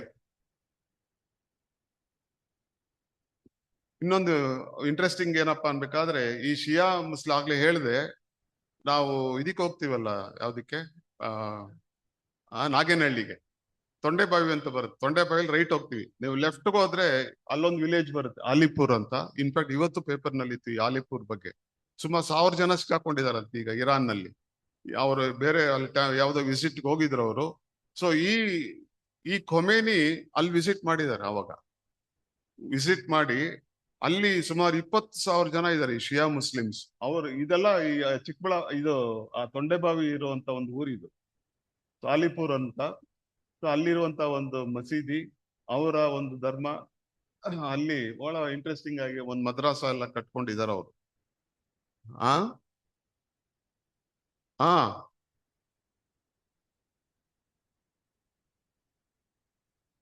So ಹಾಗಾದ್ರೆ ಯಾವಾಗ ಈ ಇಸ್ರಾಯೇಲ್ಗೂ ಇರಾನ್ಗೂ ಪ್ರಾಬ್ಲಮ್ ಸ್ಟಾರ್ಟ್ ಆಯ್ತು ಅನ್ಬೇಕಾದ್ರೆ, ನಮ್ಗೆ ಗೊತ್ತಿದೆ ಇಸ್ರಾಯೇಲ್ ಚರಿತ್ರೆ ಗೊತ್ತಿದೆ. ಇಸ್ರಾಯೇಲ್ ಎಲ್ಲಿಂದ, ಅವರ ಒಂದು ದೇಶ ಬಂದು ಮೊದಲು ಪ್ಯಾಲೆಸ್ಟೈನ್ ಆಗಿತ್ತು. ಸೊ 1948 ಅಲ್ಲಿ ಪ್ಯಾಲೆಸ್ಟೈನ್ ಒಂದು ಭಾಗ ಇಸ್ರಾಯೇಲ್ ಆಯ್ತು, ಇನ್ನೊಂದು ಭಾಗ ಪ್ಯಾಲೆಸ್ಟೈನೇ ಆಯ್ತು. ಅವಾಗ್ಲೇ ಕೇಳಿದ್ರು ಇಸ್ರಾಯೇಲ್ ಕೇಳಿದ್ರು ಪ್ಯಾಲೆಸ್ಟೈನ್ ಮತ್ತೆ ಯುನೈಟೆಡ್ ನೇಷನ್ಸ್ ನಲ್ಲಿ. ಅವಾಗ ನಮಗೆ ಒಂದು ದೇಶನ ಅಫಿಷಿಯಲ್ ಆಗಿ ಕ್ರಿಯೇಟ್ ಮಾಡಿ, ನೀವೊಂದು ದೇಶ ಮಾಡ್ಕೊಳ್ಳಿ, ಪ್ಯಾಲೆಸ್ಟೈನ್ ದೇಶ ಮಾಡ್ಕೊಳ್ಳಿ, ನಾವು ಇಸ್ರಾಯೇಲ್ ಮಾಡ್ಕೊಳ್ತೀವಿ ಅಂದ್ರೆ ಅವ್ರು ಒಪ್ಕೊಳ್ಳಿಲ್ಲ. ಪ್ಯಾಲೆಸ್ಟೈನ್ ದೇಶ ಅವ್ರ ದೇಶನೇ. ಇಸ್ರಾಯೇಲ್ನ ನೀವು ರೆಕಗ್ನೈಸ್ ಮಾಡಿದ್ರೆ ಪ್ಯಾಲೆಸ್ಟೈನ್ ದೇಶ ಅವಾಗ್ಲೇ ಕ್ರಿಯೇಟ್ ಆಗ್ತಾ ಇತ್ತು. ಅವ್ರು ನಾವು ಮಾಡೋದಿಲ್ಲ, ಇಸ್ರಾಯಲ್ಗೆ ನಾವು ದೇಶ ಕೊಡೋದಿಲ್ಲ ಅಂತ ಹೇಳಿ 1948 ಅಲ್ಲಿ ಅವರು ಅಪೋಸ್ ಮಾಡಿದ್ರು. ಬಟ್ ಯುನೈಟೆಡ್ ನೇಷನ್ಸ್ ಅಲ್ಲಿ ಪಾಸ್ ಆಯ್ತು, ಇಸ್ರಾಯೇಲ್ ಒಂದು ದೇಶವಾಗಿ ಕ್ರಿಯೇಟ್ ಆಯ್ತು. ಪ್ಯಾಲೆಸ್ಟೈನಿಯನ್ಸ್ ಏನೆಲ್ಲ ಇದ್ರು ಅವರ ದೇಶದಲ್ಲಿ ಅವರೇ ರೆಫ್ಯೂಜಿಗಳಾದ್ರು. ಸೊ ನಾವೇನ್ ನೋಡ್ತೀವಿ ಇವಾಗ ಗಾಜಾ ಮತ್ತೆ ವೆಸ್ಟ್ ಬ್ಯಾಂಕ್ ಮತ್ತೆ ನಾರ್ದರ್ನ್ ಪಾರ್ಟ್ ಅಲ್ಲಿ ಇರುವಂತದ್ದು, ಮತ್ತೆ ಕೆಳಗಡೆ ಸುಯೇಜ್ ಈಜಿಪ್ಟ್ ಕಡೆ ಇರುವಂತ ಒಂದು ಪೋರ್ಷನ್, ಇವೆಲ್ಲ ಅವಾಗ ಡಿವೈಡ್ ಮಾಡಿ ಸೆಂಟ್ರಲ್ ಪೋರ್ಷನ್ ಇಸ್ರಾಯೇಲ್ಗೆ, ಸುತ್ತ ಬೇರೆ ಪ್ಯಾಲೆಸ್ಟೈನಿಯನ್ ದೇಶ ಕ್ರಿಯೇಟ್ ಆಯ್ತು. ದೇಶ ಆಗ್ಲಿಲ್ಲ, ರೆಕಗ್ನೈಸ್ ಇವತ್ತವರೆಗೂ ಪ್ಯಾಲೆಸ್ಟೈನ್ ಅಂತ ದೇಶ ರೆಕಗ್ನೈಸ್ ಆಗಿಲ್ಲ. ಅವ್ರು ಒಂದು ಸ್ಪೆಷಲ್ ಸ್ಟೇಟಸ್ ಕೊಟ್ಟಿದ್ದಾರೆ ಯುನೈಟೆಡ್ ನೇಷನ್ಸ್ ಅಲ್ಲಿ, ಬಟ್ ಅವ್ರಿಗೆ ಒಂದು ದೇಶದ ಒಂದು ಸ್ಟೇಟಸ್ ಅವ್ರಿಗಿನ್ನು ಪೂರ್ತಿಯಾಗಿ ಸಿಕ್ಲಿಲ್ಲ. ಗಲಾಟೆ ಆಗ್ತಾ ಇರೋದು ಅದೇನೆ. ಮತ್ತೆ ಯೆರೂಸಲೇಮ್ ಅದನ್ನ ಒಂದು ಸೆಪರೇಟ್ ಸ್ಪೆಷಲ್ ಟೆರಿಟರಿ ಅಂತ ಹೇಳಿ, ಅದು ಪ್ಯಾಲೆಸ್ಟೈನ್ಗೂ ಸೇರಿಲ್ಲ, ಇಸ್ರಾಯಲ್ಗೂ ಸೇರಿಲ್ಲ ಅಂತ ಹೇಳಿ ಯೆರೂಸಲೇಮ್ ಸೆಪರೇಟ್ ಆಗಿ ಇಟ್ಟಿದ್ರು ಬಹಳ ವರ್ಷಗಳ ಕಾಲ. ಅದು ಸಹ ಏನಾಯ್ತು, ಒಂದು ವಾರಲ್ಲಿ ಇಸ್ರಾಯೇಲಿಯರು ಆ ಯೆರೂಸಲೇಮ್ ಆಕ್ಯುಪೈ ಮಾಡ್ಕೊಂಡು ಪಾರ್ಟ್ ಆಫ್ ಇಸ್ರಾಯೇಲ್ ಅಂತ ಡಿಕ್ಲೇರ್ ಮಾಡ್ಕೊಂಡ್ರು. ಟ್ರಂಪ್ ಬಂದಾಗ ಯೆರೂಸಲೇಮ್ ಕ್ಯಾಪಿಟಲ್ ಸಿಟಿ ಆಗಿ ಕನ್ವರ್ಟ್ ಮಾಡ್ಬಿಟ್ರು. ಅದಕ್ಕೆ ಮುಂಚೆ ಅವ್ರಿಗೆ ಟೆಲವೀವ್ ಅವರಿಗೆ ಕ್ಯಾಪಿಟಲ್ ಸಿಟಿ ಆಗಿತ್ತು. ಟ್ರಂಪ್ ಬಂದಾಗ ಯೆರೂಸಲೇಮ್ ಡಿಕ್ಲೇರ್ ಮಾಡೋದು. ಯುನೈಟೆಡ್ ನೇಷನ್ಸ್ ಅಲ್ಲಿ ಅಪೋಸ್ ಮಾಡಿದ್ರು ಪ್ಯಾಲೆಸ್ಟೀನಿಯನ್ಸ್, ಬಟ್ ಅದನ್ನ ಅವ್ರು ಅಕ್ಸೆಪ್ಟ್ ಮಾಡ್ಕೊಂಡಿಲ್ಲ. ಅಂದ್ರೆ ಅಲ್ಲಿಂದ ಪ್ರಾರಂಭ ಆಯ್ತು ಇದೆಲ್ಲ. 1948 ಇಂದಾನೇ ಇಸ್ರೇಲ್ ಅಂಡ್ ಪ್ಯಾಲೆಸ್ಟೈನ್ಗೆ ಇದು ಎನಿಮಿಟಿ ಸ್ಟಾರ್ಟ್ ಆಯ್ತು. ಅವಾಗ್ಲೇನೆ ಆ ಪ್ಯಾಲೆಸ್ಟೈನ್ಗೆ ನಾನ್ ಸಪೋರ್ಟ್ ಮಾಡ್ತೀನಿ ಅಂತ ಹೇಳಿ ಈ ಇರಾನ್ ಅವಾಗ್ಲಿಂದ ಪ್ರಾರಂಭ ಮಾಡಿ, ಆ ಖೊಮೇನಿ ಅವಾಗ್ಲಿಂದಾನೇ ಪ್ಯಾಲೆಸ್ಟೈನ್ಗೆ ನಾನ್ ಸಪೋರ್ಟ್ ಮಾಡ್ತೀನಿ, ಅವ್ರ ಪರವಾಗಿ ಮಾತಾಡೋರು ಯಾರು ಇಲ್ಲ ಅಂತ ಹೇಳಿ. ಸೊ ಅಲ್ಲಿಂದ ವಾರ್ ಆಗ್ಬೇಕಾದ್ರೆ, ಪ್ಯಾಲೆಸ್ಟೈನ್ ಇಸ್ರಾಯೇಲ್ ಮೇಲೆ ವಾರ್ ಆಗ್ಬೇಕಾದ್ರೆ ಅದಕ್ಕೆ ಸಪೋರ್ಟ್ ಡೈರೆಕ್ಟ್ ಆಗಿ ಮತ್ತೆ ಇಂಡೈರೆಕ್ಟ್ ಆಗಿ ಆರ್ಮ್ಸ್, ಅಮ್ಯುನಿಷನ್, ಸೋಲ್ಜರ್ಸ್ ಮತ್ತೆ ಏನೆಲ್ಲ ಆಗ್ತಾ ಇದೆ ಅದಕ್ಕೆಲ್ಲ ಸಪೋರ್ಟ್ ಮೇನ್ ಆಗಿ ಇರಾನ್ ಇಂದಾನೆ ಅವ್ರಿಗೆ ಸಿಗ್ತಾ ಇರುವಂತದ್ದು. ಸೊ ಆ ಇರಾನ್ಗೆ ಇನ್ನು ಸಪೋರ್ಟ್ ಈಗ ಇಂಡೈರೆಕ್ಟ್ ಆಗಿ ಯಾರೆಲ್ಲ ಸಪೋರ್ಟ್ ಅನ್ಬೇಕಾದ್ರೆ ಚೈನಾ, ರಷ್ಯಾ ಮತ್ತೆ North Korea. Interestingly Arab League ಕಂಟ್ರೀಸೇ ಅವ್ರ ಜೊತೆ ಇಲ್ಲ. ಯಾಕೆ? ಪಾರ್ಟ್ ಆಫ್ ದ ರೀಸನ್ ಯಾಕೆ ಅನ್ಬೇಕಾದ್ರೆ ಈ ಶಿಯಾ ಮತ್ತೆ ಸುನ್ನಿಗಿರುವಂತ ಒಂದು ಎನ್ಮಿಟಿ. ಸೊ ಅಮೆರಿಕನ್ ಬೇಸಸ್ ಎಲ್ಲೆಲ್ಲ ಇದೆ ಅನ್ಬೇಕಾದ್ರೆ ಎಲ್ಲ all around middle East countries, Kuwait, Abu Dhabi, Qatar, Bahrain ಮತ್ತೆ ಆ ಗಲ್ಫ್ ಆಫ್ ಒಮಾನ್ ನಲ್ಲಿ ಅವ್ರದ್ದು ಡಿಸ್ಟ್ರಾಯರ್ಸ್, ಏರ್ ಕ್ರಾಫ್ಟ್ ಕ್ಯಾರಿಯರ್ಸ್, ಇದೆಲ್ಲ ಅಮೆರಿಕ ಅಲ್ಲಿ ಇಟ್ಕೊಂಡು ಇದೆ. ಅದೇ ಇರಾನ್ಗೀಗ ಅವನು ಹೇಳ್ತಾ ಇರೋದು, ನಾನು ಇದನ್ನ ಇರಾನ್ ಇಸ್ರಾಯಲ್ ಅಂತ ನಾನು ನೋಡಲ್ಲ, ರೀಜನಲ್ ಆಗಿ ಏನ್ ಮಾಡ್ತೀನಿ ನಾನೀಗ, ಇದನ್ನ ಕ್ರಿಯೇಟ್ ಆಗತ್ತೆ. ಇದು ನನ್ ಮೇಲೆ ಏನಾದ್ರು ಯುದ್ಧ ಮಾಡಿದ್ರೆ I will make it into a regional war. ಇಲ್ಲಿ ಇರುವಂತ ಎಲ್ಲಾ ದೇಶಕ್ಕೂ ನಾನು ಎಗೇನ್ಸ್ಟ್ ಆಗಿ ಏನ್ ಮಾಡ್ತೀನಿ, ಅಲ್ಲೇ ನಿನ್ನೆಯಿಂದ ಅದೇ ನಡೀತಾ ಇರೋದು. ಮಿಸೈಲ್ಸ್ ನ ದುಬೈ ಮೇಲೆ ಹಾಕಿದ್ದಾರೆ, ಅಬುದಾಬಿ ಮೇಲೆ ಹಾಕಿದ್ದಾರೆ, ಕತಾರ್ ಮೇಲೆ. ಯಾಕಂದ್ರೆ ಅಲ್ಲಿ ಅಮೆರಿಕನ್ ಬೇಸಸ್ ಇದೆ, ಏರ್ ಬೇಸಸ್ ಎಸ್ಪೆಷಲಿ. ಅದ್ರ ಮೇಲೆ ಹಾಕುವಂತ ಸಮಯದಲ್ಲಿ ದುಬೈನಲ್ಲಿ 2 ಮಿಸೈಲ್ ಹೊಡೆದೋಗಿ ಅಲ್ಲಿ ಒಂಥರ ಕೊಲಾಟ್ರಲ್ ಡ್ಯಾಮೇಜ್ ಆಗಿ ಆ ಪಾಮ್ ಜುಮೇರಾದಲ್ಲಿ ಬಿತ್ತದು. ಸೊ ಈ ರೀತಿಯಾಗಿ ಅವರ ಒಂದು ಇರಾನ್ ಡೈರೆಕ್ಟ್ ಆಗಿ ಕೆಲವು ಯುದ್ಧ ಮಾಡಕ್ ಆಗದೆ ಇರುವಂತ ಸಮಯದಲ್ಲಿ ಲೆಬನಾನ್ಗೆ ಸಪೋರ್ಟ್ ಆಗಿ ಹೆಜ್ಬುಲ್ಲಾ ಮತ್ತೆ ಬೇರೆ ಹೌದೀಸ್ ಯೆಮೆನ್ ನಲ್ಲಿ, ಮತ್ತೆ ಹಮಾಸ್ ಗಾಜಾನಲ್ಲಿ, ಇವ್ರಿಗೆಲ್ಲ ಸಪೋರ್ಟ್ ಯಾರಪ್ಪ ಅನ್ಬೇಕಾದ್ರೆ ಮೇನ್ ಇರಾನ್. ಅವ್ರು ಬೇಕಾಗಿರುವಂತ ಆರ್ಮ್ಸ್ ಅಮ್ಯುನಿಷನ್ ಎಲ್ಲ ಅವ್ರು ಕೊಡ್ತಿರೋದು. ಅದ್ರ ಜೊತೆನಲ್ಲಿ ನ್ಯೂಕ್ಲಿಯರ್ ಎಸ್ಟಾಬ್ಲಿಷ್ಮೆಂಟ್ಸ್ ನ ಮಾಡಿ ಮಿಸೈಲ್ಸ್ ನ ಡೆವಲಪ್ ಮಾಡ್ತಾ ಇರೋದು. ಸೊ ಇದು ಅವಾಗ್ಲಿಂದಾನೇ ಅದನ್ನ ಮಾಡಬಾರ್ದು ಅಂತ ಇಸ್ರಾಯೇಲ್ ಇವರು ನಾವು ಮಾಡ್ತೀವಿ ಅಂತ ಹೇಳಿ ಇವ್ರು ಅದನ್ನ ನಡ್ಸ್ಕೊಂಡ್ ಬರ್ತಿದ್ದಾರೆ. ಅವ್ರಿಗೆ ಲಕ್ಕಿಲಿ ಏನಾಯ್ತು, ಟ್ರಂಪ್ ಬಂದಾಗ, ಎಸ್ಪೆಷಲಿ ಸೆಕೆಂಡ್ ಟರ್ಮ್ ಬಂದಾಗ, ಇದನ್ನ ಏನಾದ್ರೂ ಮಾಡಿ ಏನ್ ಮಾಡ್ಬೇಕು, ಕಂಪ್ಲೀಟ್ ಆಗಿ ನಿರ್ಮೂಲ ಮಾಡ್ತೀನಿ ಅಂತ ಅವರಿಬ್ರು ಪ್ಲಾನ್ ಮಾಡ್ಕೊಂಡಿದ್ದಾರೆ. ಬಟ್ ಅನ್ಫಾರ್ಚುನೇಟ್ ಆಗಿ ಎಲ್ಲಿ ಹೋಗಿ ಮುಟ್ಟುತ್ತೆ ಅನ್ನೋದೇ ಇವಾಗ ಒಂದು ಡೌಟ್. ಸೊ ಇವತ್ತು ನಾವು ಬರಕ್ ಮುಂಚೆ ಒಂದು ಡಿಸ್ಕಷನ್ ನಡೀತಾ ಇತ್ತು. ಒಬ್ಬ ಇರಾನಿಯನ್ ಎಕ್ಸ್ಪರ್ಟ್ ಹೇಳ್ತಾ ಇದ್ರು, ಇವಾಗ ಯಾರೆಲ್ಲ ಸತ್ತಿದ್ದಾರೆ leaders, chief of army is no more. Khamenei ಜೊತೆನಲ್ಲಿ ಚೀಫ್ ಆಫ್ ಆರ್ಮಿ, ಆಮೇಲೆ ರೆವಲ್ಯೂಷನರಿ ಗಾರ್ಡ್ ಅಂತಿದೆ, ಒಂಥರ ಸ್ಪೆಷಲ್ ಆರ್ಮಿ, ಪ್ರೆಸಿಡೆಂಟ್ಗೆ ಸಪೋರ್ಟ್ ಆಗಿರುವಂತವ್ರು. ಈ ರೆವಲ್ಯೂಷನರಿ ಗಾರ್ಡ್ ಯಾರಪ್ಪ ಅನ್ಬೇಕಾದ್ರೆ 1979 ನಲ್ಲಿ ಏನು ಇಸ್ಲಾಂ ರೆವಲ್ಯೂಷನ್ ಆಯ್ತು, ಆಗ ಒಂದು special group of army people, ಅವರೆಲ್ಲ they are not only army, they are also Islamic fundamentalist. ಆ ಒಂದು ಗಾರ್ಡ್, ಅದಕ್ಕೆ ಅವ್ರನ್ನ ಪ್ರೆಸಿಡೆಂಟ್ ಸ್ಪೆಷಲ್ ಆಗಿ ಅವ್ರ ಜೊತೆನೆ ಇಟ್ಕೊಂಡಿದ್ದಾರೆ. ಯಾವುದೇ ರೀತಿನಲ್ಲಿ ಅವರು ತಮ್ಮ ಫೇತ್ ನ ಚೇಂಜ್ ಮಾಡಲ್ಲ. ಅದನ್ನೇ ಅವನು ಇವತ್ತು ಹೇಳ್ತಾ ಇದ್ದಿದ್ದು. ಸೊ ಇವರೆಲ್ಲ ಇಷ್ಟು ಖೊಮೇನಿನ ಹೊಡೆದಾಕಿದ್ರು Iran still remains as Iran only. ಅದು ವೆದರ್ ಇಟ್ ವಿಲ್ ಅಕ್ಸೆಪ್ಟ್ ಇವ್ರು ಹೇಳಿರುವಂತ ಟರ್ಮ್ಸ್ ಕಂಡೀಷನ್ಸ್ ನೆಲ್ಲ ಅವ್ರು ಅಕ್ಸೆಪ್ಟ್ ಮಾಡ್ಕೊಳ್ತಾರ ಅನ್ನೋದು ಬಹಳ ಡೌಟ್ಫುಲ್. ಈಗ ಬೇರೆ ದೇಶಗಳಲ್ಲಿ ಏನಾಯ್ತು, ಈ ರೀತಿಯಾದಂತ ಒಂದು ಲೀಡರ್ ಹೋದಾಗ ಅಪೋಸಿಷನ್ ಅಂತ ಇರ್ತಾ ಇತ್ತು, ಅಪೋಸಿಷನ್ ಪಾರ್ಟೀಸ್ ಬಂದು ಅವರ ಲೀಡರ್ಸ್ ಹಾಕೋರು, ಒಂಥರ ರೆಜಿಮ್ ಚೇಂಜ್ ಅಂತ ಆಗ್ತಾ ಇತ್ತು. ಆ ರೆಜಿಮ್ ಚೇಂಜ್ ಆಗಲ್ಲ ಅಂತ ಅವನ ಎಕ್ಸ್ಪರ್ಟ್ ಇವತ್ತು ಹೇಳ್ತಾ ಇದ್ವಿ. ಯಾಕಂದ್ರೆ ಆ ರೆವಲ್ಯೂಷನರಿ ಗಾರ್ಡ್ ಅವ್ರು ಎಷ್ಟು ಆಲ್ರೆಡಿ ಆ ಪ್ರೆಸಿಡೆಂಟ್ ಆಫ್ ಇರಾನ್ ಹೇಳ್ತಿದ್ದಾರೆ, we will take whatever retaliatory action against America and Israel ಅಂತ ಅವನು ಡಿಕ್ಲೇರ್ ಮಾಡಿದ್ದಾನೆ ಇವತ್ತು. ಮತ್ತೆ ಅದಕ್ಕೆ ಟ್ರಂಪ್ ಹೇಳಿದಾನೆ, ನೀವು ಮಾಡಿದ್ರೆ ನಾನು ಇನ್ನೂ ಹೆಚ್ಚಾಗಿ ಫೋರ್ಸ್ ನಾನು ಯೂಸ್ ಮಾಡ್ತೀನಿ ಅಂತ ಟ್ರಂಪ್ ಹೇಳ್ತಿದ್ದಾನೆ. ಸೊ ಅದು ಎಲ್ಲಿವರೆಗೆ ಹೋಗುತ್ತೆ ಇದು? ಯುನೈಟೆಡ್ ನೇಷನ್ಸ್ ಅವ್ರು ಇನ್ನೂ ಮಾತಾಡಿಲ್ಲ ಪಾಪ. ಇವತ್ತು ಸೆಕ್ಯೂರಿಟಿ ಕೌನ್ಸಿಲ್ ಮೀಟಿಂಗ್ ಇತ್ತು, ಅದ್ರದ್ದು ಡೀಟೇಲ್ಸ್ ಇನ್ನೂ ಬಂದಿಲ್ಲ. But Arab league somehow all this especially middle East countries ಎಲ್ಲ ಅದು ಅಮೆರಿಕನ್ ಸಪೋರ್ಟ್ ಒಂದು ರೀತಿಲಿ ಡೈರೆಕ್ಟ್ಲಿ ಅಂಡ್ ಇಂಡೈರೆಕ್ಟ್ಲಿ. ಜೊತೆಯಲ್ಲಿ ಅಬ್ರಹಾಂ ಅಕಾರ್ಡ್ ಅನ್ನ ಮಾಡ್ಕೊಂಡಿದ್ದಾರೆ, ಅವರೆಲ್ಲ ಇಸ್ರಾಯೇಲ್ ಜೊತೆ ಒಪ್ಪಂದ ಮಾಡ್ಕೊಂಡಿದ್ದಾರೆ, ಅಬ್ರಹಾಂ ಅಕಾರ್ಡ್ ಅಂತ. ಸೊ ಆದ್ರಿಂದ ಅವ್ರಿಗೆ ಇರಾನ್ಗೆ ಅವರಿಂದ ಸಪೋರ್ಟ್ ಇಲ್ಲ. ಸೊ ಇರಾನ್ಗೆ ಏನಾದ್ರು ಸಪೋರ್ಟ್ ಬರ್ಬೇಕು ಅಂತಂದ್ರೆ ಒಂದು ಈ ಚೈನಾ, ನಾರ್ತ್ ಕೊರಿಯಾ ಮತ್ತೆ ರಷ್ಯಾ ಮಾತ್ರ. ಸೊ ಅದು ಬಟ್ ಇವ್ರು ಟ್ರಂಪ್ ಹೇಳ್ತಿರೋದು, ನೀವೇನ್ ಮಾಡಿ ನೀವೇನ್ ಮಾಡ್ಬೇಕೀಗ, ನಿಮ್ಮ ಒಂದು ಪೊಲಿಟಿಕಲ್ ಫ್ಯೂಚರ್ ನ ನೀವೇ ಮಾಡ್ಕೊಳ್ಬೇಕು, ಬೇರೆ ಒಬ್ಬ ಲೀಡರ್ಸ್ ನ ನೀವು ಅಪಾಯಿಂಟ್ ಮಾಡ್ಕೊಳ್ಳಿ ಅಂತೆಲ್ಲ ಹೇಳ್ತಿದ್ದಾರೆ. ಬಟ್ ಆ ತರ ಮಾಡುವಂತ ಪರಿಸ್ಥಿತಿ ಅಲ್ಲಿಲ್ಲ. So that is the tragedy ನಾವು.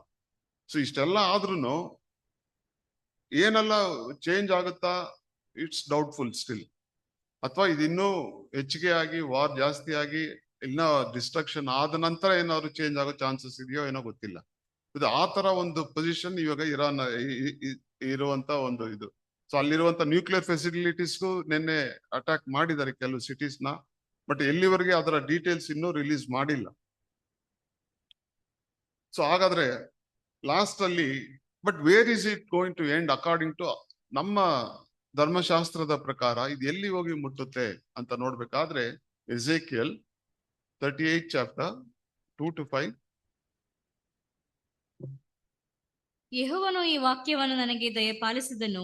ನರಪುತ್ರನೇ, ರೋಷಿನವರನ್ನು, ಮೆಷಾಕಿನವರನ್ನು, ತೂಬಲನವರನ್ನು ಆಳುವ ಮಾಗೋಗ್ ದೇಶದ ದೋರೆಯಾದ ಗೋಗನ ಕಡೆಗೆ ಮುಖ ಮಾಡಿ ಅವನಿಗೆ ಈ ದೈವೋಕ್ತಿಯನ್ನು ನುಡಿ.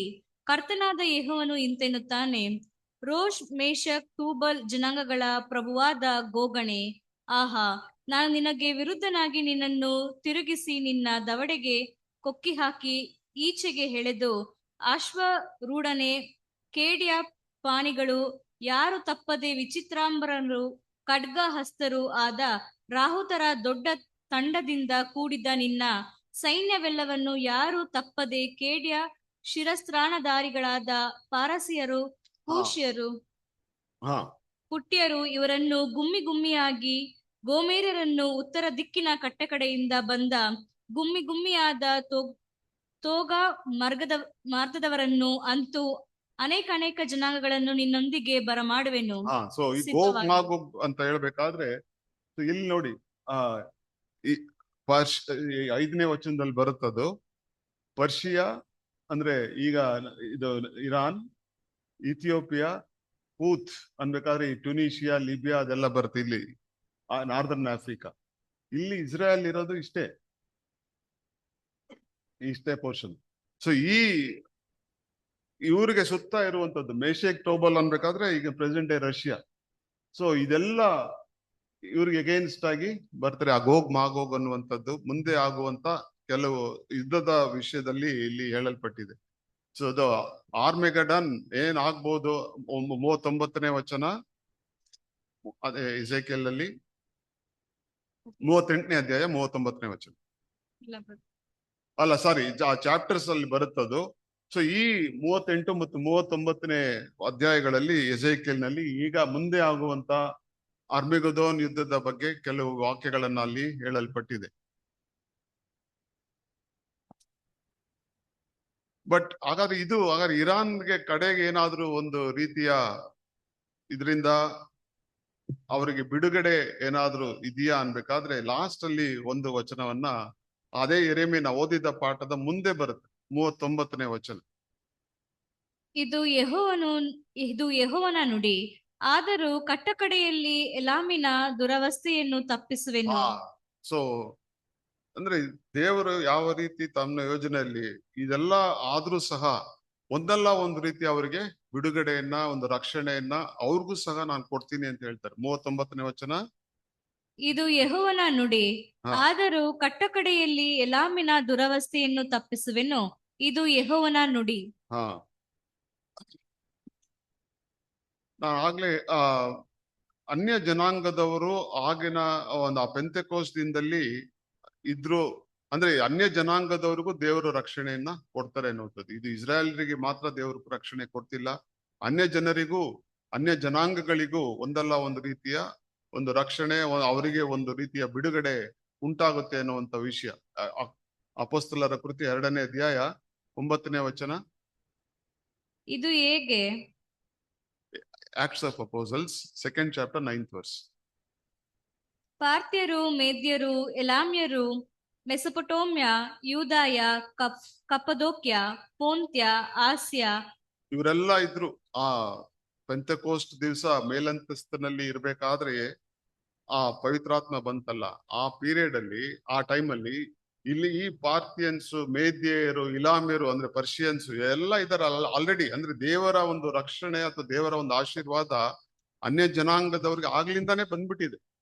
ಈಗ ಆಗ್ತಾ ಇರುವಂತದ್ದು ಈ ಜಗತ್ತಿನ ಈ ಒಂದು ಯುಗದ ಅಂತ್ಯದ ಕಾಲದಲ್ಲಿ ಆಗುವಂತ ಒಂದು ಕಾರ್ಯ. ಬಟ್ ಆದ್ರೂ ಸಹ ಒಂದಲ್ಲ ಒಂದ್ ದಿನದಲ್ಲಿ ದೇವ್ರ ಏನ್ ಮಾಡ್ತಾರೆ, ಒಂದು ಅವಕಾಶವನ್ನ ಅನ್ಯ ಜನಾಂಗದವರಿಗೆ, ಎಲ್ಲಾ ದೇಶದವರಿಗೆ, ಎಲ್ಲಾ ಜನಾಂಗದವರಿಗೆ ಒಂದು ಅವಕಾಶ ಖಂಡಿತವಾಗಿ ಅವ್ರಿಗೂ ಸಹ ಸಿಗುತ್ತೆ, including Persia and Iran. So ಆದ್ರಿಂದ ದೇವರ ಒಂದು ಯಾವ ರೀತಿ ಅವರ ಒಂದು ಪ್ರೀತಿ ಈ ಮಾನವ ಜನಾಂಗದ ಮೇಲೆ ಇದೆ ಅನ್ನೋದನ್ನ ನಾವು ಇದರ ಪ್ರಕಾರ ತಿಳ್ಕೊಳ್ಬಹುದು. ಕಡೆಯದಾಗಿ ಜಕರಿಯ 14ನೇ ಅಧ್ಯಾಯ 16 ಮತ್ತು 17ನೇ ವಚನ. ಅನಂತರ ಯೆರೂಸಲೇಮಿನ ಮೇಲೆ ಬಿದ್ದ ಸಕಲ ಜನಾಂಗಗಳಲ್ಲಿ ಉಳಿದವರೆಲ್ಲರೂ ಸೇನಾಧೀಶ್ವರ ಯೆಹೋವನೆಂಬ ರಾಜಾದಿರಾಜನನ್ನು ಆರಾಧಿಸುವುದಕ್ಕೂ ಪರ್ಣಶಾಲೆಗಳ ಹಬ್ಬವನ್ನು ಆಚರಿಸುವುದಕ್ಕೂ ಪ್ರತಿ ವರ್ಷವೂ ಹೊರಟು ಬರುವರು. ಲೋಕದ ಸಮಸ್ತ ಕುಳಗಳಲ್ಲಿ ಯಾವ ಕುಳದವರು ಸೇನಾಧೀಶ್ವರ ಯೆಹೋವನೆಂಬ ರಾಜಾದಿರಾಜನನ್ನು ಆರಾಧಿಸುವುದಕ್ಕೆ ಬರುವುದಿಲ್ಲವೋ ಅವರಿಗೆ ಮಳೆ ಬರುವುದಿಲ್ಲ. ಸೊ ಈ ರೀತಿಯಾಗಿ ಈಗಿನ ಪರಿಸ್ಥಿತಿ ನೋಡ್ಬೇಕಾದ್ರೆ ಇದು ಎಲ್ಲಿ ಹೋಗಿ ಮುಟ್ಟುತ್ತೆ ಅನ್ನೋದನ್ನ ನಾವು ಕ್ಲಿಯರ್ ಆಗಿ ಇನ್ನೂ ಗೊತ್ತಾಗಿಲ್ಲ. ಬಟ್ ನಮಗೆ ನಾವು ಏನ್ ಮಾಡ್ಬೇಕಪ್ಪ ಅನ್ಬೇಕಾದ್ರೆ ನಮ್ಮ ಒಂದು ನಂಬಿಕೆ ನಿರೀಕ್ಷೆಗಳನ್ನ ನಾವು ಇನ್ನೂ ದೃಢಪಡಿಸ್ಕೊಳ್ಬೇಕು. ನಮಗೆ ಕೊಟ್ಟಿರುವಂತ ಓಟವನ್ನ ನಾವು ಯಶಸ್ವಿಯಾಗಿ ಓಡ್ಲಿಕ್ಕೆ ನಾವು ನಮ್ಮ ಪ್ರಯತ್ನವನ್ನ ನಾವು ಮಾಡ್ಬೇಕು. ದೇವರಿಗೆ ನಾವು ಪ್ರಾರ್ಥನೆ ಮಾಡ್ಕೊಳ್ಬೇಕು. ಇವರಿಗೆ ಮುಂದೆ ಏನಾಗುತ್ತೆ ಅನ್ನೋದನ್ನ ನಾವು ಇನ್ನು ನೋಡ್ಬೇಕಾಗಿದೆ. ದೇವರು ಈ ವಾಕ್ಯಗಳನ್ನ ಆಶೀರ್ವದಿಸ್ಲಿ.